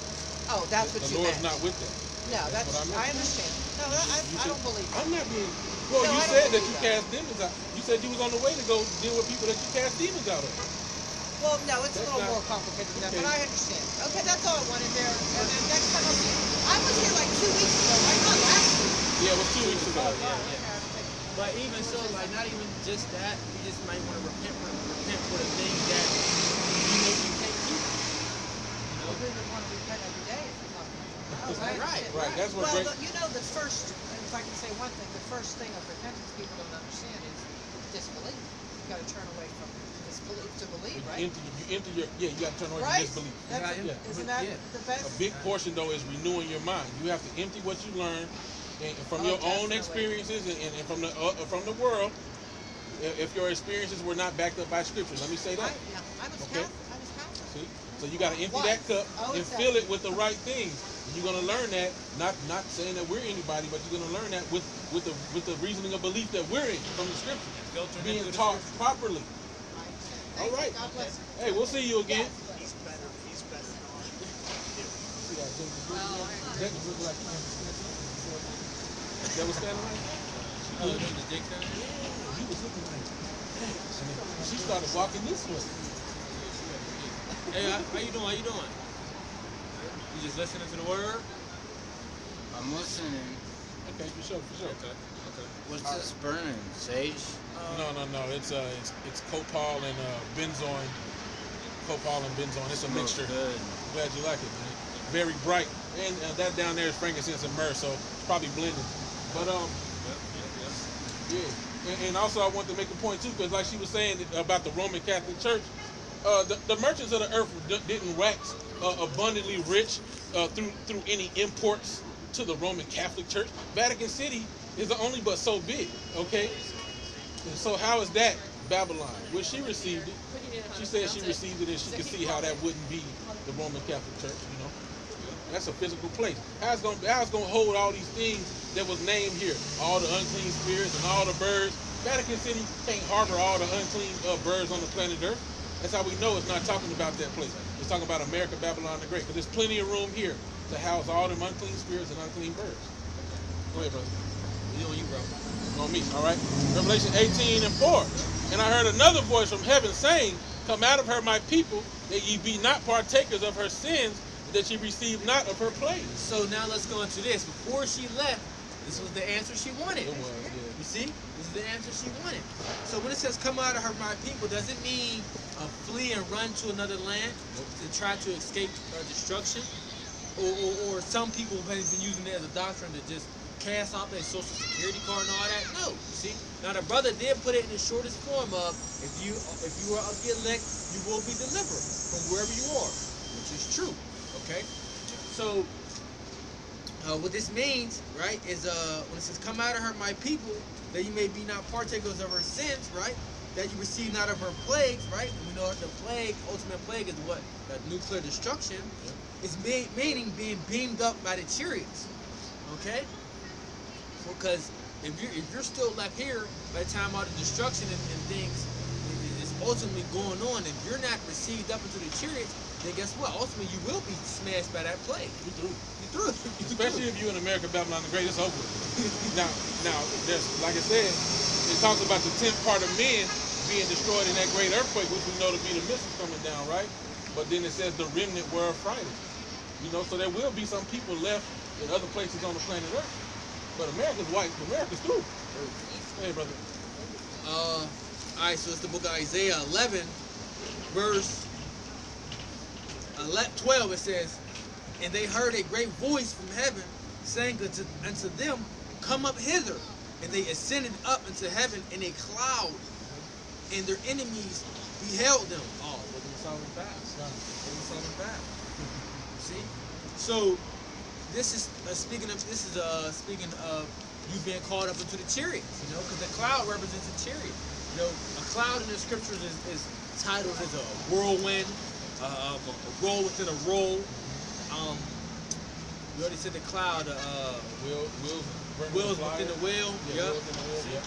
So those are all titles for the chariots, which are being called UFOs, but they're IFOs to us because we have identified them, man. That's right. Those are the chariots of the Lord. Those are the chariots of our salvation. Okay, got it? 5 and 2. Right. This is Wisdom of Solomon, chapter 5, verse 2.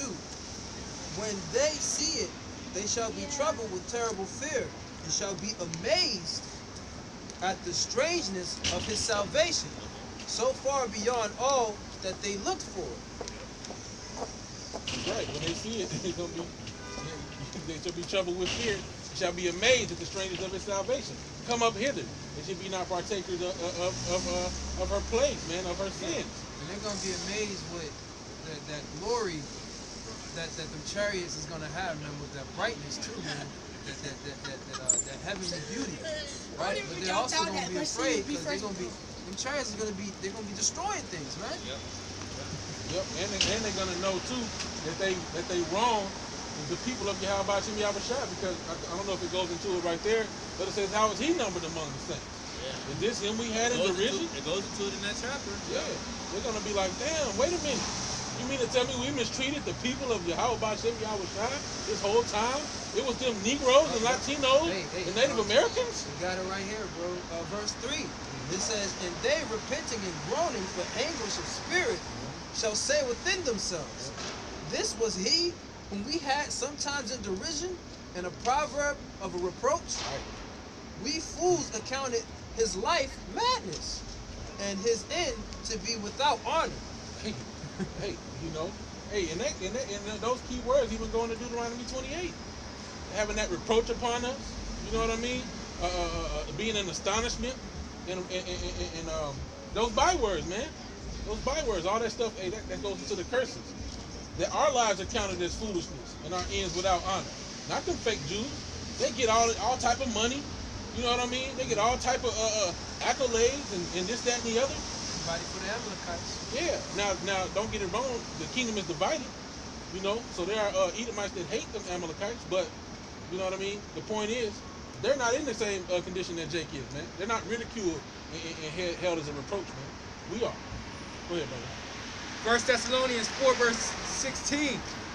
For the Lord himself shall descend from heaven with a shout, with the voice of the archangel, and with the trumpet of the Most High, and the dead and the Mashiach shall rise first.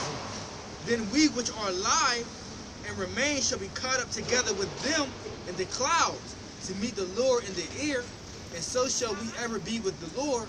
Wherefore comfort one another with these words. And these words are comforting because just to knowing that you're going to be called up into the chariots, right, with the brothers that was martyred for the witness and testimony of Yahweh Shem Yahushua, that you have a chance of making it, being called up into the air with the Lord and your fellow brethren that died in the faith. Hey, those are comfort to the ears, that you have a chance to make it out of here, man. No? You can meet all the brothers that you've seen on video but never saw in person. Right, yeah. More that Revelation.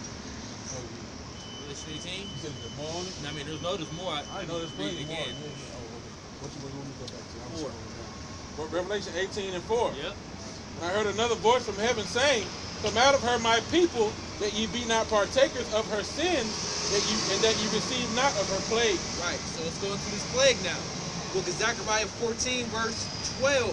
It says, "And this shall be the plague wherewith the Lord will smite all the people that have fought against Jerusalem. Their flesh shall consume away while they stand upon their feet, and their eyes shall consume away in their holes, and their tongue shall consume away in their mouth." You see? So what does that represent? What has the Fahrenheit or the degrees to get at that temperature to make your body do that? For your flesh to consume away, for your eye sockets to just evaporate, so to speak, right? Or melt away. You see? What weaponry does that? I mean, we know the flamethrower can do some damage, but ultimately it's the missiles. Right. It's the missiles. When you watch that the scene from the Terminator with Sarah Connor holding on to that fence, boy, that heat wave of that destruction came through quick and just Right. And see, even when deteriorated her body, man. Right. To the point where it left her standing upon her feet. Yep. As a matter of fact, even when you think about when people like burn victims and things of that nature, when people get like burned in fires, they come out with like fourth and different type of degree burns. Yeah. But in order to really incinerate a body, an incinerator has a high temperature, man.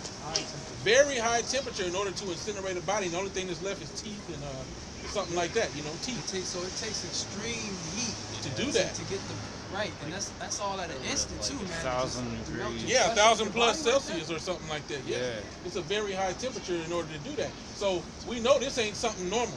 You know what I mean? The only thing that can do that is the nuclear blast, man. Even the fire and brimstone that came down on Sodom and Gomorrah, they said that wasn't even normal. It wasn't even that. It wasn't normal, but it wasn't even that tough. You know, Yeah, hey, it's gonna be worse. and when you think about it, these prophets, they're seeing visions of this. They're actually seeing it, but they're describing it the best way that they can. Right. Right? So that's why you hear, as what does it say? Parabolic. Yeah, you'll hear parabolic talk because they can only describe it with the things that the knowledge that they Tools have that at they that have time. at that time. That's right. Using, describing it in the time, because and they did a pretty good job because to say something was a glittering flying sword, right, or an arrow being shot from one world to another. Hey, those were great images or visions that they put down for To explain it the best way they that could. way, right? Because there wasn't a word necessarily created for it at that time. Right. Because we know an arrow can't go from one world to another. Yeah, one end of the earth to the other. But we know the same form as the arrow is bent back, shot, coming out of the archer and out there. The same thing how the missiles do. They some of them sit and they go different sides, they go whole, right? Some of them is already like sitting on trucks, already positioned like a archer. Yeah, right. Already just sitting here, like far as like the what do they call it, like MRADs or some shit like that. The ones that be holding it, the one with like the 8 missiles to just shoot out. Yeah. That's like a big That's your modern day arrow, bro. Oh, that's a big bow. Yeah. That's holding them. Bow, yeah. That's like a big bow. Like archers are like ancient snipers. Yeah.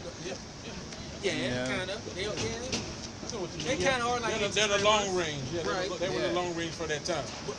Well, and you know what? For this, we can tie that in with sniper if you want to use that because snipers use stealth, kind of. And sometimes when an archer would go try to do a stealth attack because they're more quiet, they would slowly creep and like how you know how you got the guards and the watchtowers walking, they would slowly pick them off with the archers. You know what I'm saying? Why you think they came up with missile defense systems to try to detect them? Yeah. Because you ain't gonna know it's coming until you see it. And see, I like the example the brother gave. Okay, about them using the best words they have, is if you were speaking to somebody that spoke a different language, you would have to try to find a way to describe something. Like say, like say you want to, I don't know, something random, a drumstick, right? Like where you beat on a drum with. Okay, it's a long. Comes off of a tree, Right. It's like there's no particular, because those words, this is thousands of years ago. Those Right. words didn't exist. Yep. So they had to, explain it the best way they can. So, and when you actually look up that word arrow, it means a streak, right? And that's exactly what the pattern that when you see the missile shot, it makes a streak across the sky. That's what across the sky. But what would it look like? A glittering sword. Another. Yep, It would look shining like a in the glittering sun. sword. Yep, like shining in the sun. And then think about it, the heavenly vehicles, they call them chariots and clouds. Well, clouds are in the sky, and chariots are vehicles that people ride in. So they was riding in these things that was in the sky, that was flying through the sky. Well, they ride in it, so it's like a chariot, and it's in the sky, so it's like a cloud. And the chariots cover the sky like a cloud. Yep. Yeah, they called it what? A pillar of fire to describe that brightness of the chariot. Yep. Yep. So, Hey. you gotta The Lord got to be dealing with you. the Lord gotta be dealing with you. But when you read the scriptures and you're envisioning these different things, you gotta think, well, okay, that's why we go and we look up certain things that they had present at that time to get an understanding of, okay, this is what they're talking about. Yep. You know? You got to be able to see the bigger picture. You gotta be a visionary. Yep. Yeah. Yep. You got to be Visionary, yep. man. Yep. There's a lot of imagery. You got to be able to use. You got to be able to use some discernment in order to paint the picture. Sometimes you can't think about it just off of what's being said. Arrow. What do you mean an arrow? Hey, but the Spirit also got to be dealing with you. You got to be taught the proper way. We're talking about the world wars on how they had these different flight planes. They describe them in the scriptures as locusts. Yep. And when you look at the locusts and look at those different planes, they look like locusts. Yep. Talk about their faces being a certain way, being like lions, and how they chest had- plate of brass. They had the crown on their ears. When you look at the old World War helmets that they wore. With their tails, do they hurt men? When they talked about the tails hurting men, that was those machine gunners that would be in the back of the other planes, shooting people. They was in the tail of the plane. You see? Right. Yeah. So it's a lot. I mean, Yeah, we got more. Yeah, we got a couple things. We got. You still on you? okay. Yeah, we got a couple precepts we got hit. Then we can, Revelation 18 and okay. And 5. I'll read 4 again. And I heard another voice from heaven saying, "Come out of her, my people, that ye be not partakers of her sins, and that ye receive not of her plagues." Meaning the salvation through the chariots being called into the heavens, like the Messiah was when he left the earth. That's the same way he's coming back, and that's the same way the chosen are leaving. On a chariot. They're going to get beamed up, Scotty. Okay. Verse 6. Reward her even as she rewarded you, and double unto her according to her works. In the cup which she hath filled to her double. Okay. So everything that they've done to the people of the Lord, so-called Blacks, Latinos, and Native Americans, and those of the Israelite lineage that look like the other nations, but their lineage actually goes back to the house of Israel. Okay. They're going to be repaid for doing the wickedness unto them. Man. Read 5 again. Verse 5, Revelation 18 and 5, for her sins have reached unto heaven, and the Most High hath remembered her iniquities. Zechariah 1, verse 15. I am very sore displeased with the heathen that are at ease, for I but was a little displeased, and they helped for the affliction. See? So, what did Esau do? He imported the affliction that was already put on us. You see? Go ahead, bro. That's right. Verse 5, for her sins have reached unto heaven, and the Most High remembered her iniquities. Reward her even as she rewarded you, and double unto her according to her works. In the cup which she hath filled to her double. Double. That's all I can. Go ahead. Zechariah 2, verse 8. But thus saith the Lord of hosts, after the glory have he sent me unto the nations which spoil you, for he hath touched you, touching the apple of his eye. And that's why y'all gotta get rewarded double, because y'all really touched the apple of the Lord's eye. That's why when we read in Isaiah 34 chapter, this is what? The controversy of Zion, man. You see? So the things that but hold on. I thought you just would do everything you done, forget about it and get away with that. No, the Lord not with that, man. You see? See, you can't mix your emotions on how the Lord's gonna do things. The Lord says reward to her double, man. So that's what got to happen. Revelation 18 and 7. Oh, and also the scripture says there's a righteous thing with the Most High to to recompense tribulation unto them that trouble you, man. Hold on, wait a minute. Let me put the scriptures in it. Stop. Oh, they rapping. They rapping that camp? Oh, no. Hey, like the Bible say, you gotta have fun with this thing. Hey, as long as we, Lord willing, we bringing out the song beautiful, the true song. Right. All right, so here we go. I back you up right here. The I got a. He really goes into it too. About recompense. 2 Thessalonians 1 verse 6 says, seeing it is a righteous thing with the Most High to recompense tribulation to them that trouble you. See? So the Lord is about what? The Lord is about recompense. The Lord is about paying back. The Lord is about judgment. See? So who are the people that troubled us as a nation? Right? All the nations, man. Yep. They all troubled us, so they all got to go down, man. That's right. They all got to feel the wrath and power of Yahweh and Yahweh. They all got to feel the boot of the Israelites once we get in the kingdom. Well, I don't know about boots, but our foot, you know what I'm saying? That's right. And that's not what, that's not our words. That's the Lord's words, okay? Right. That's what the Lord said had to happen. The Lord said, remember what they done. He have remembered her sins, like I just read a little bit earlier, right? Okay? So the Lord's going to repay. He's been holding on to this debt for a long time, and he's going to repay it, okay? And the way he repays it, hey, that ain't got nothing to do with us. We just hope we be a part of it. You see? You see? So whoever got a problem with that, take it up with the man upstairs, man. Okay? I got a precept backing that up. It says that which, this is Ecclesiastes chapter 3, verse 15. It says, that which have been, hold on. That which have been is now, and that which is to be have already been. And the Most High requireth that which is past. Right? So, example, slavery, these different captivities you went into, that's in the past, but the Lord is still requiring, he's going to require a recompense from what you did in the past.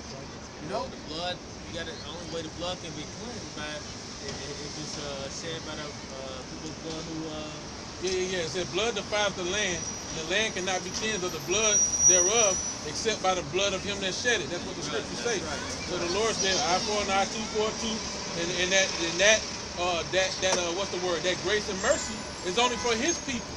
If the scriptures say in the New Testament, okay, that upon this generation shall come the blood of all the righteous saints. Why? Because the Israelites killed their own prophets. So if he's holding a grudge against the wicked of his own people, how much more the heathens, man, that have done wickedly towards us, man, that have touched the apple of his eye. He's gonna revenge upon 2/3, okay, a great portion of his own people. How much more you heathens that have done wickedness, man?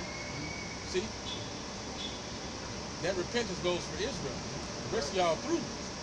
And the rest of y'all haven't tasted no recompense out of everything you've done, to the point where you even think the Most High is one such as yourself, man. Yeah, that's evil. You think the Lord is with you. Oh, man, we've been killing and whipping these niggas all this time, and ain't nothing bad happened to us. We at the top of everything. We own everything. Right. But the Lord's gonna recompense you, and he's gonna set us in order, man. Go ahead, brother. Yeah, we on you. Oh, me. Revelation 18. Okay. And 6. Reward her even as she rewarded you, and double unto her according to her works, in the cup which ye have filled to her double. Okay. Yeah, see, and the problem is, our Lord is about justice, man. And people get mad because we want justice. So, y'all wanted justice when 9/11 happened. So we want justice for all the affliction and pain and suffering that we had to go through as a nation, man. You see? So how you get mad at us for saying we want justice, right? But y'all don't want, but y'all wanted justice too. Right. Nah, man. But we ultimately say what the Lord said. Right. See, that's all. Evan. That's all. Cool, bro. You just listen. That's all you can do.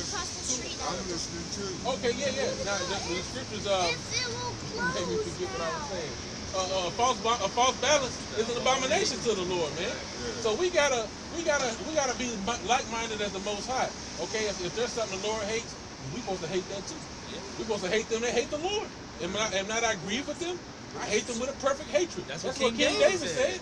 So if there's people that hate Yahweh Shem Yahushua, we're gonna go in that same stead, right? So how much more the people that are of his curse to judgment, that he's reserved to that final curse, man. He reserved the wicked to the day of judgment, man. We hate them too.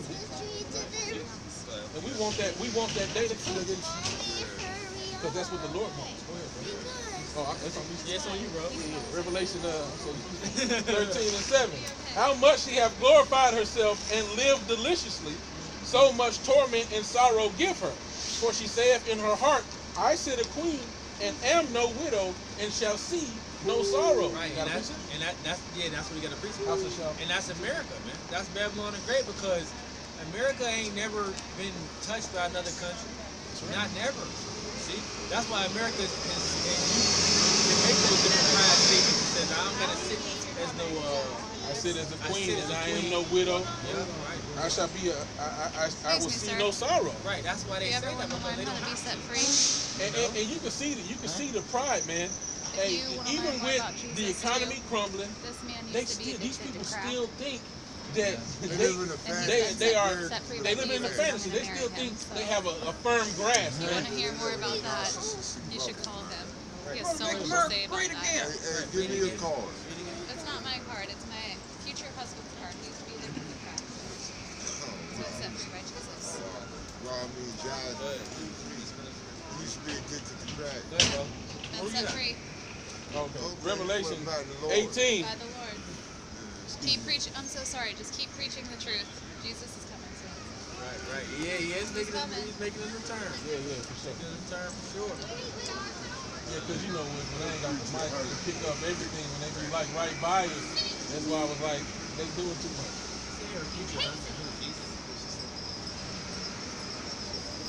Okay. No, we're either going to. What's that? What was that card? Is he some evangelist or something?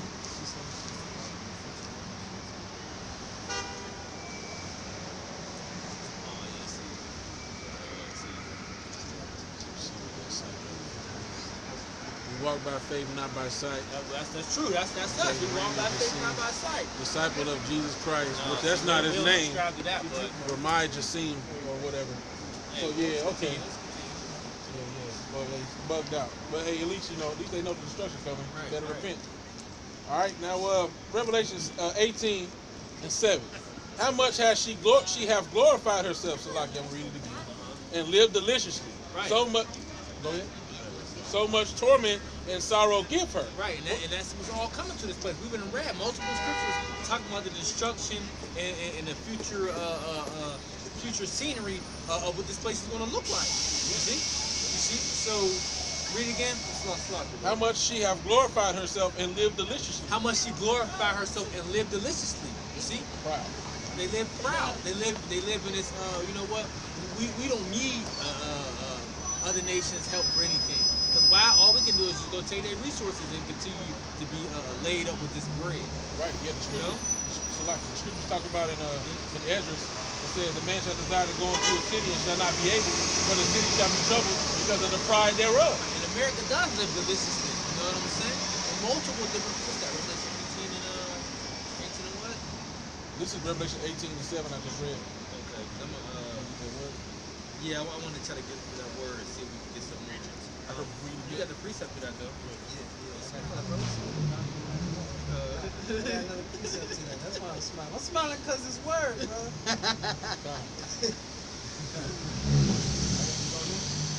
All right, this is Psalms chapter 49 and verse 11. The inward thought is that their houses shall continue forever, and their dwelling places to all generations. They call their lands after their own names. And that's what they think, man. That's why they be making these 2027 movies and stuff like that. Or what's the world gonna look like in 2042? Like they already have it in their mind that they're just gonna already be here. And this is what this is gonna look like. They're gonna have these future cars flying around and all that. But come on, man. That's pride. How you know you're gonna be here? To do all that, to see all that. Yeah, you should both on the future. You know, you should say rather Lord willing. Focus tomorrow- on now. Huh? Like, focus on, like... Right. Yeah, and also much more so, like the scriptures say, you should say, Lord willing, we'll be able to go and buy and sell and do these different things. Yeah, if we shall live, if the Lord will, we shall live and go do this or that. Do this or that. That's right. But you know, Esau ain't with the Most High. Can you go back to a little bit down real quick? This is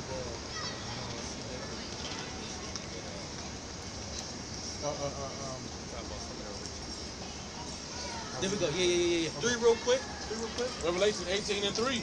For all nations have drunk of the wine of the wrath of her fornication, and the kings of the earth have committed fornication with her, and the merchants of the earth are waxed rich through the abundance of her delicacies.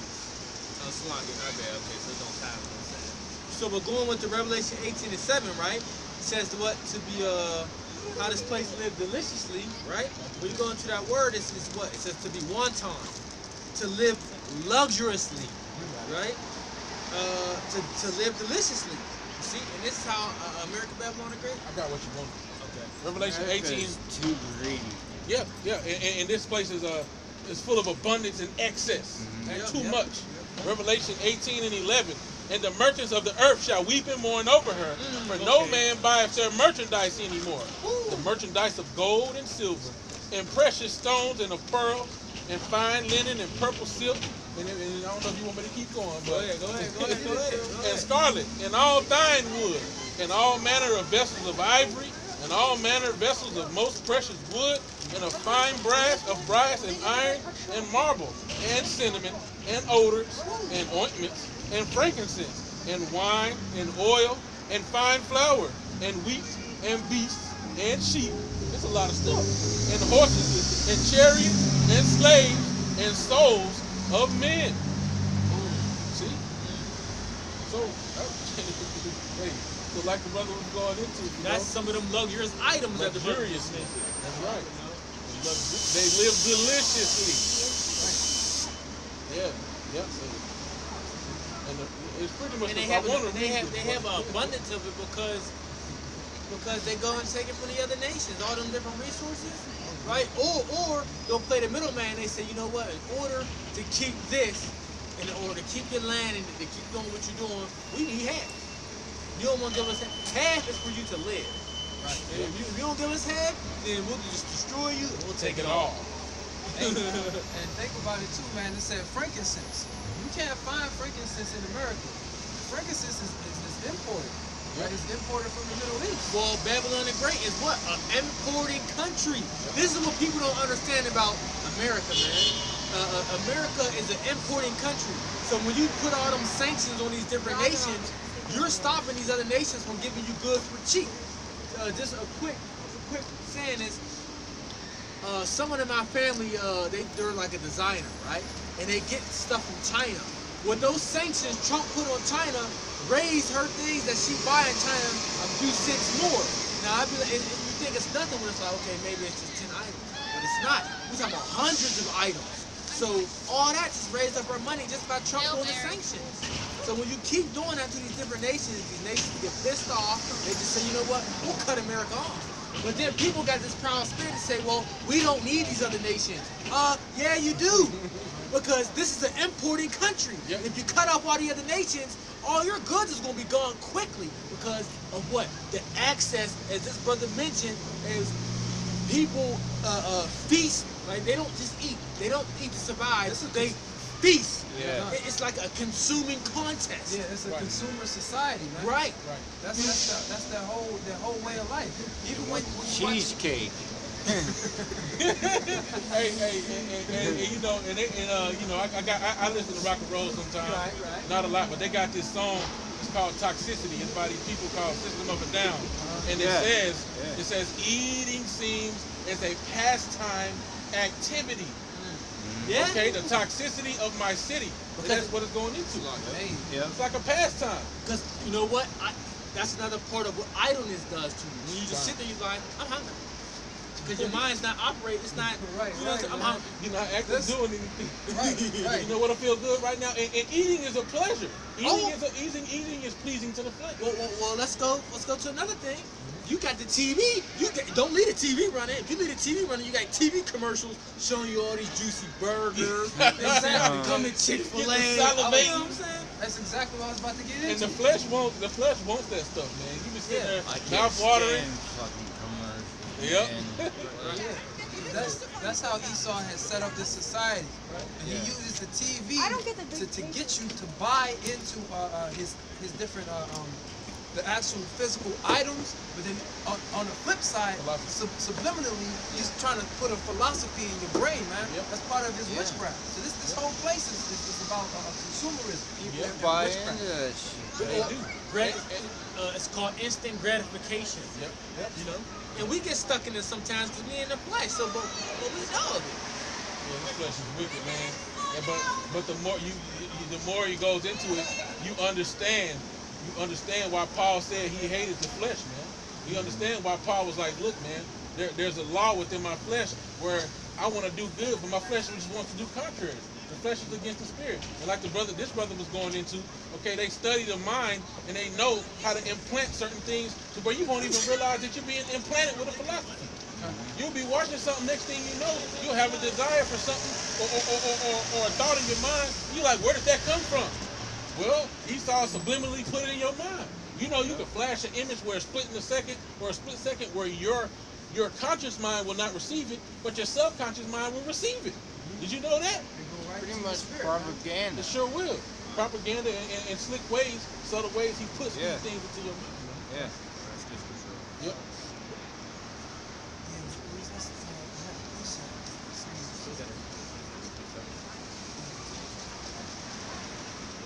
About all the delicacies? Yeah, going into the delicacies.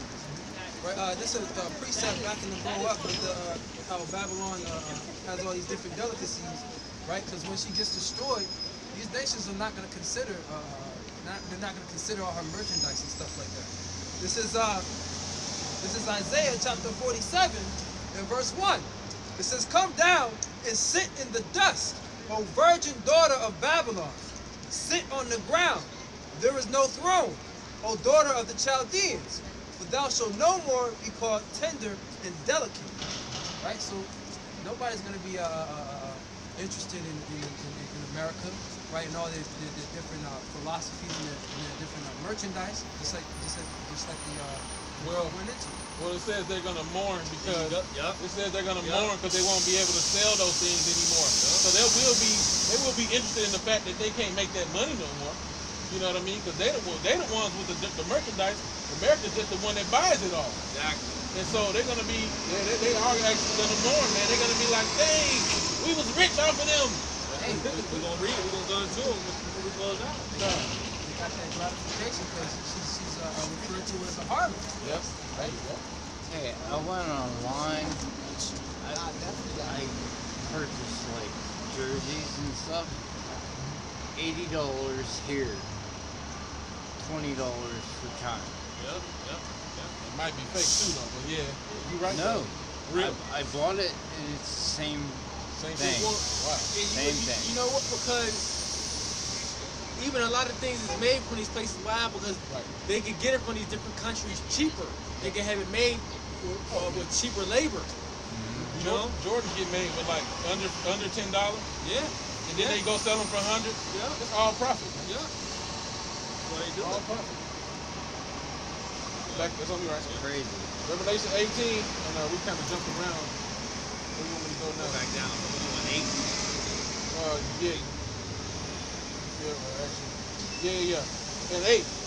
Therefore shall her plagues come in one day, death and mourning and famine, and she shall be utterly burned with fire, for strong is the Most High power who judgeth her.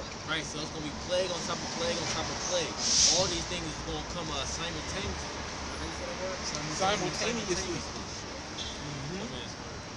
Big ass word. All at once. All at once, you know? It's going to come all at once. Go ahead. And Revelation 18 and 9. And the kings of the earth who have committed fornication and lived deliciously with her shall bewail her and lament for her when they shall see the smoke of her burning. Now that's what the brother was going into very surely. He says, why? Because these kings was what? They was getting rich. Yep. This was this was their cash cow. This was their money maker. Right. See? So when you're not able to get that money like that no money, like shit. Right. You know what I'm saying? Damn, I'm messed up. You know? No, this is All right, this is Ezekiel chapter 27, verse 27. right. Thy riches and thy fares, thy merchandise, thy mariners, thy pilots, thy caulkers, and the occupiers of thy merchandise, and all thy men of war, they are in thee, and in all thy company which is in the midst of thee shall fall into the midst of the seas in the day of thy ruin. It says, the suburbs shall shake at the sound of the cry of thy pilots, and all that handle the oar, the mariners, and all the pilots of the sea shall come down from their ships. They shall stand upon the land, and shall cause their voice to be heard against thee, and shall cry bitterly, and shall cast up dust upon their heads, and shall wallow themselves in the ashes. Where we at? Ezekiel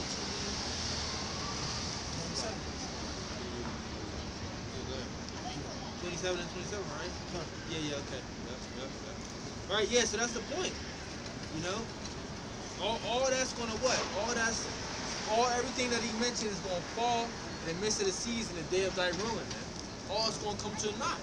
All thy riches, everything, man. He was talking about the mariners, right, which are people on ships. The seas, yeah. Right, they're gonna be mourning because they're not gonna make money from them. Well, they already in the mourning state as it is. These different mariners. As far as not talking about the ones that's bringing the cargo containers, not them yet, but I'm talking about like the ones that's actually fishing and all that, bro. Like the sea life is getting that bad to the point where it's like shit. They done overfished and they're dying off. So it's like they're almost at I don't want to say not nothing left, but it's like in some parts of the sea it's a standstill. See the stuff in Asia? What would you say? You see the stuff In Asia, No, what's up? like in the sea, they.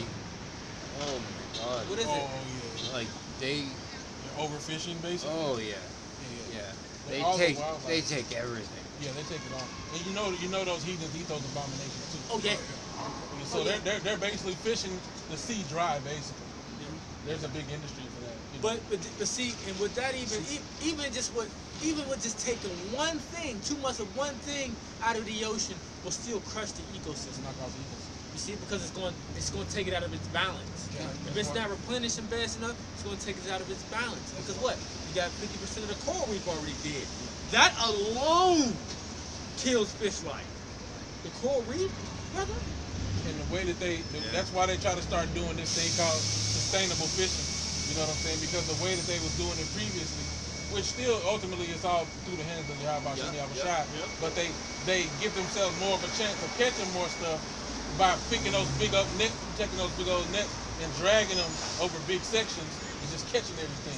But when in actuality, the way the Lord set it up for fishing, the normal way you fish, you go out there and the Lord allows the fish to come to your line, and you catch it, or you can take a net, a smaller net, and you catch, what you get.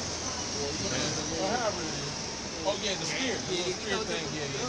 There's different methods, but the way that they've done it now, they've made it where it's this big, these big nets, and we catching everything. They did it to survive. They did it to eat, not to feast and with access, as you said, like storing it up, canning it. Like people gotta really think. You think that there is enough meat in America the way people eat meat? You can go down to McDonald's right now and you can order 100 burgers, right? Now just times this McDonald's and everyone in Pennsylvania alone, what is there, probably 100 of them? Who knows, or more? Oh yeah. So somebody could just keep going burger. And not just only McDonald's, it's kind of all the other places. All the other places, right? So there's thousands. All across the so this is Pennsylvania. Hey, and according to the scriptures, man, the way we would only, as Israelites, we would only eat meat on occasion. Yeah. Right? And that's a part of keeping that ecosystem in that balance. The rest of the stuff we be eating would be vegetables and fruits and stuff like that.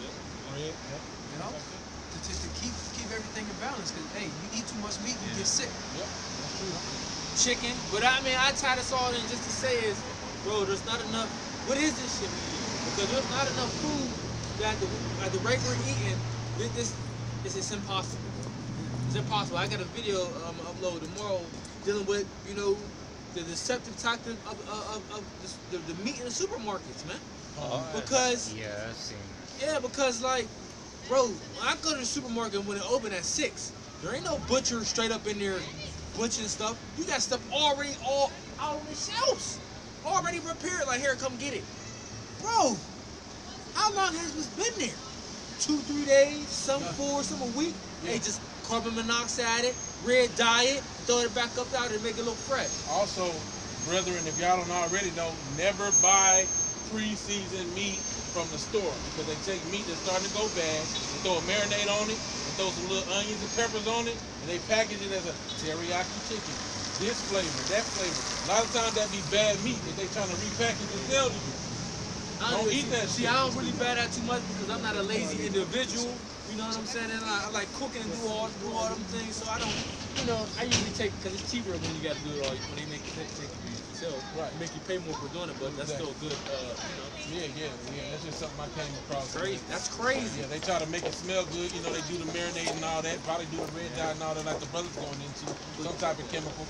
Then they repackage it as, you know, and then they don't even reduce it a lot of time. They just go ahead and repackage it and sell it to you for full price, maybe even more because they added that extra shit to it. You know? I got a precept. Isaiah 19:8. The fishers also shall mourn, and they that cast angle, and all they that cast angle into the brooks shall lament, and they that spread nets upon waters shall languish. That's right. The Lord said He's going to take the fowls of heaven and the fishes of the sea away.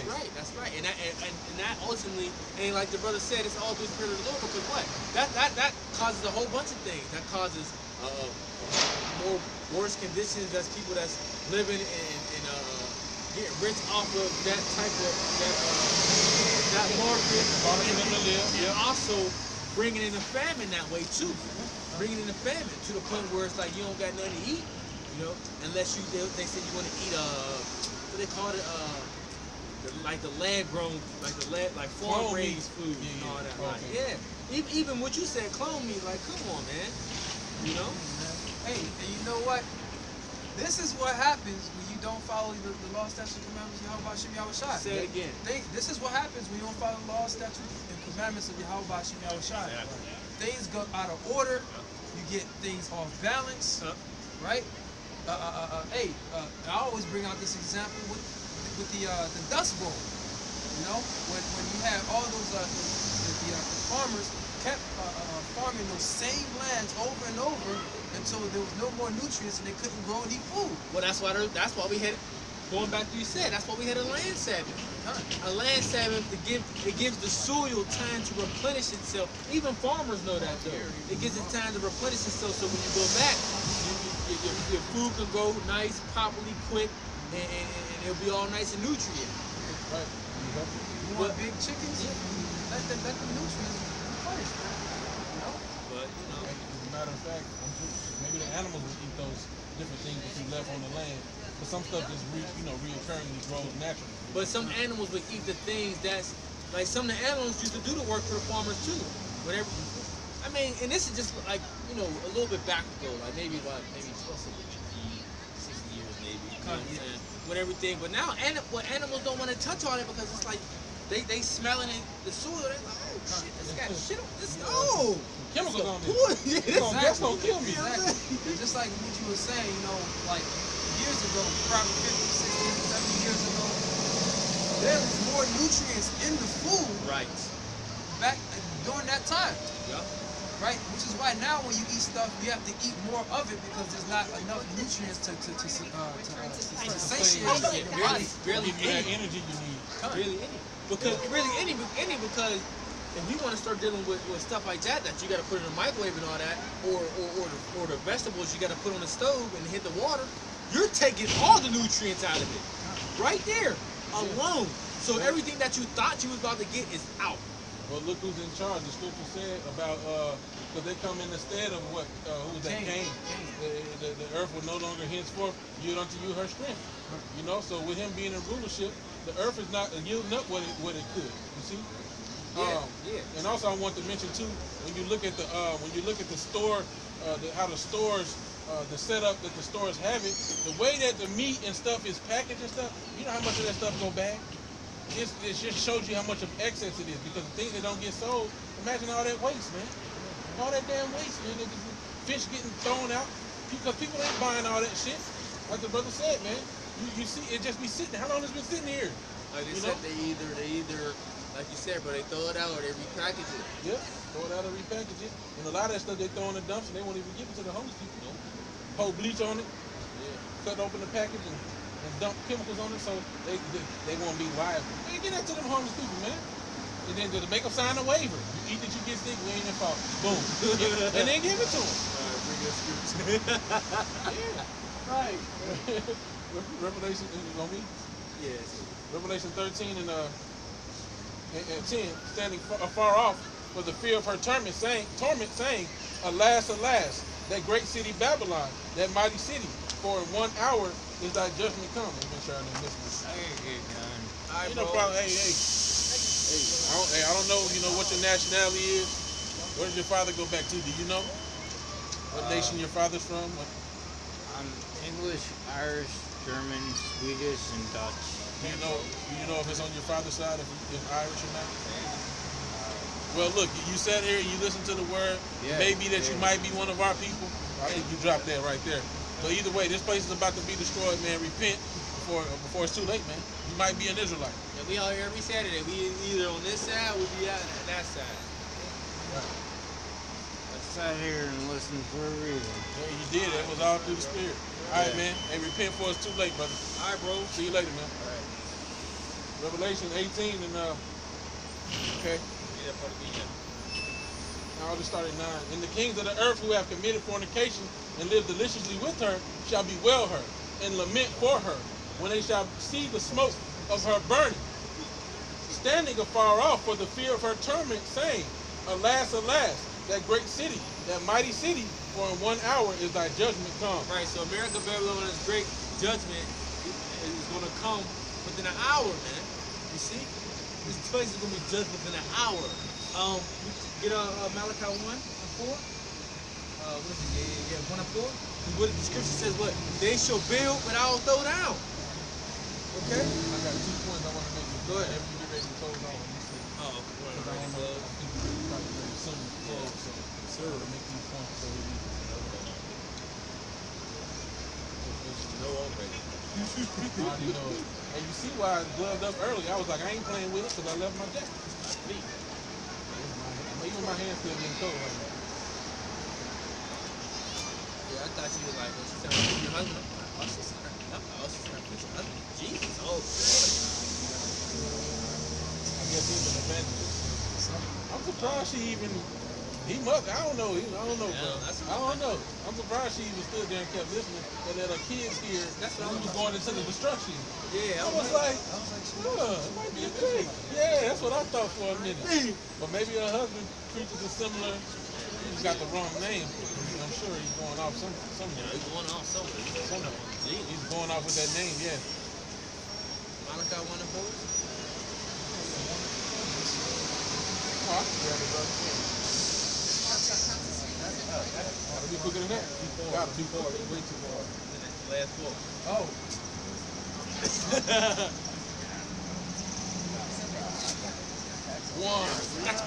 Verse 4. Whereas Edom said, we are impoverished. Nah, I start at 3. Malachi 1 and 3. And I hated. Nope. Malachi 1 and 1. The burden of the word of Yahweh to Israel, by Malachi, I have loved you, saith Yahweh. Yet ye say, wherein hast thou loved us? Was not Esau Jacob's brother, saith the Lord? Okay, but saith the Lord, yet I loved Jacob. Right. And I hated Esau and laid his mountains and his heritage waste for the dragons of the wilderness. Right, so the Lord loved Jacob and he hated Esau, man. See? Period. Jacob is the progenitor of the Israelite. Okay. Which are the so-called Negroes, Latinos, and Native Americans. Also the scattered Israelites. It's like a speckled bird. And the Edomites are the so-called Caucasians. That's right. Also, the Edomites, that may be a speckled bird too. Exactly. Why do I say that? Because you have Edomites that look like Greeks, Israelites, Yep. Right. African, all the nations, man. Right. See? You see? So y'all the heathen, y'all heathen form of the speckled bird. Okay? I ain't even mean to tie and say y'all was speckled. I ain't even mean to say You that. can but get all y'all flavors are- of Edomite. Yeah. Let's say that. Yes. Chocolate, The Edomite starburst. Yeah. See? The starburst Edomite. I'd rather use that. 'Cause we the speckled bird. Y'all the starburst Edomites. Right. The starburst is unclean because they got pork in it. Right. The Lord gonna destroy that rainbow. Oh, look at a pack of Edomite Skittles walking past. Yep. Hey, never mind. That don't need to be said. Go Let's ahead. continue along. Revelation. Okay, is that where I'm at? Revelation 18. Malachi 1. You read that? Malachi 1. Yeah. Got distracted. Okay, you want me to keep going, right? Malachi 1 and 4. Yeah. Whereas Edom said, we are impoverished, but we will return and build the desolate places. Thus saith the Most High of hosts, they shall build, but I will throw down. And they shall call them the border of wickedness, and the people against whom the Yahweh have indignation forever. Right, so these desolate places that y'all have built up is going to be destroyed within 1 hour. They shall build, but I shall throw down. Okay, so the Lord is going to throw down. He about business. He about his word. Yeah, he said he made desolate his heritage. But what was a part of what Esau inherited? The part of the blessing he got was he was going to dwell in the fatness of the earth. Yeah, that's a part of his heritage. Wherever he lives, that's going to be destroyed. He's going to make it desolate. See? Boy, do these Edomites know how to build. Yes, they do. Well, Every other. They know how to oversee the building. yeah, Let's put it that way. yeah. And Jake still had to put in input. It means Esau. Cause you know Issachar be getting down. With That's what I'm saying. That's what I'm saying. Even far as doing the blueprint and all that, we be coming up with those different ideas. That's what I was gonna say. I already know, bro. Hey, the pyramids, I'm telling you, that was all Jake. All Jake. That was all Jake. Even Jake get even under the hand of the Egyptians, which you niggas want to be so damn bad. We still built it. Hey, when they was talking about how the Mayan civilization and all that, how Jake was building them streams and all that. Come on, bro. Hey, matter of fact, they got water systems. Yeah. Was you going into that? When you go into, I think it's Mount Seir or somewhere around there. There's some place, it may not be Mount Seir, but it's this place that I saw. Either I was reading an article or something like that. It was talking about Shemitic people that live right by the border of where Edom lived. Either way, it showed these elaborate. They carved out these steps for the water to flow down. They had like a built-in waterway around the wall. They covered it with these stones to protect the water from getting filthy. Then they had aqueducts to store the rainwater because it was a desert area, and that was the main source of water. Right. And that's how you know the so-called Mexicans are Israelites too, man. Because they build these different elaborate. They would have fresh water flowing through the city, right? They had all different types of technology, such as like soap, all these different things of great civilizations. There's only one. The Edomites came over here. They was the ones who had to dig up bodies, right, to eat them, man, because they didn't know how to live off the land because they was filthy and dirty, man. You know, Issachar built have things like that too, man. When you look into the Aztecs and Mayans. You look at the Aztecs and Mayans, which you see more different types of pyramids. All right. Yeah, the Egyptians are the Aztecs, right? And the Mayans, brothers, I think it's like Zebulon and them. Something about the string. What did he say? I don't know. Go ahead, bro. I don't know. We still going though. So, can I make my point now? All right. So, like I just said, he's gonna leave his heritage desolate, right? So, I just want to read these two things just to show you that this is talking about a future judgment. It didn't happen in Iraq, man. Okay. Revelation 18. Okay. I'm gonna just get to the point. Revelation 18. They still got monuments in Iraq. They still got different stone structures in Iraq. It's still being inhabited in Iraq. And you can still identify when you Google it. Revelation 18 and 21. And a mighty angel took up a stone like a great millstone and cast it into the sea, saying, thus with violence shall that great city Babylon be thrown down, and shall be found no more. With violence, dude. Yeah, with violence. Not through peace. Yeah. This place got to be taken down with violence, man. And you ain't gonna find it no more. And let's listen to this too, because people still inhabited the area round about that place. 18 and 22, Revelation 18 and 22, and the voice of harpers and musicians and of pipers and trumpeters shall be no more heard at all in thee. Wait a minute now. Hold on, where's all the musical influence coming from? Babylon. It's coming from America. Yeah, Babylon. America. That's right. That's where it's coming from. And you know who pushing the music is Jake, man. You know, just when you go back into Psalm 37, you know, we the one who bring the flavor of Babylon. Well, we got the flavor of the music, but who's pushing the music is the fake Jews, because they own the music industry. And that's just another part of their witchcraft system that they put throughout the nation. They got people into the nations doing the shit, what's the last thing doing now?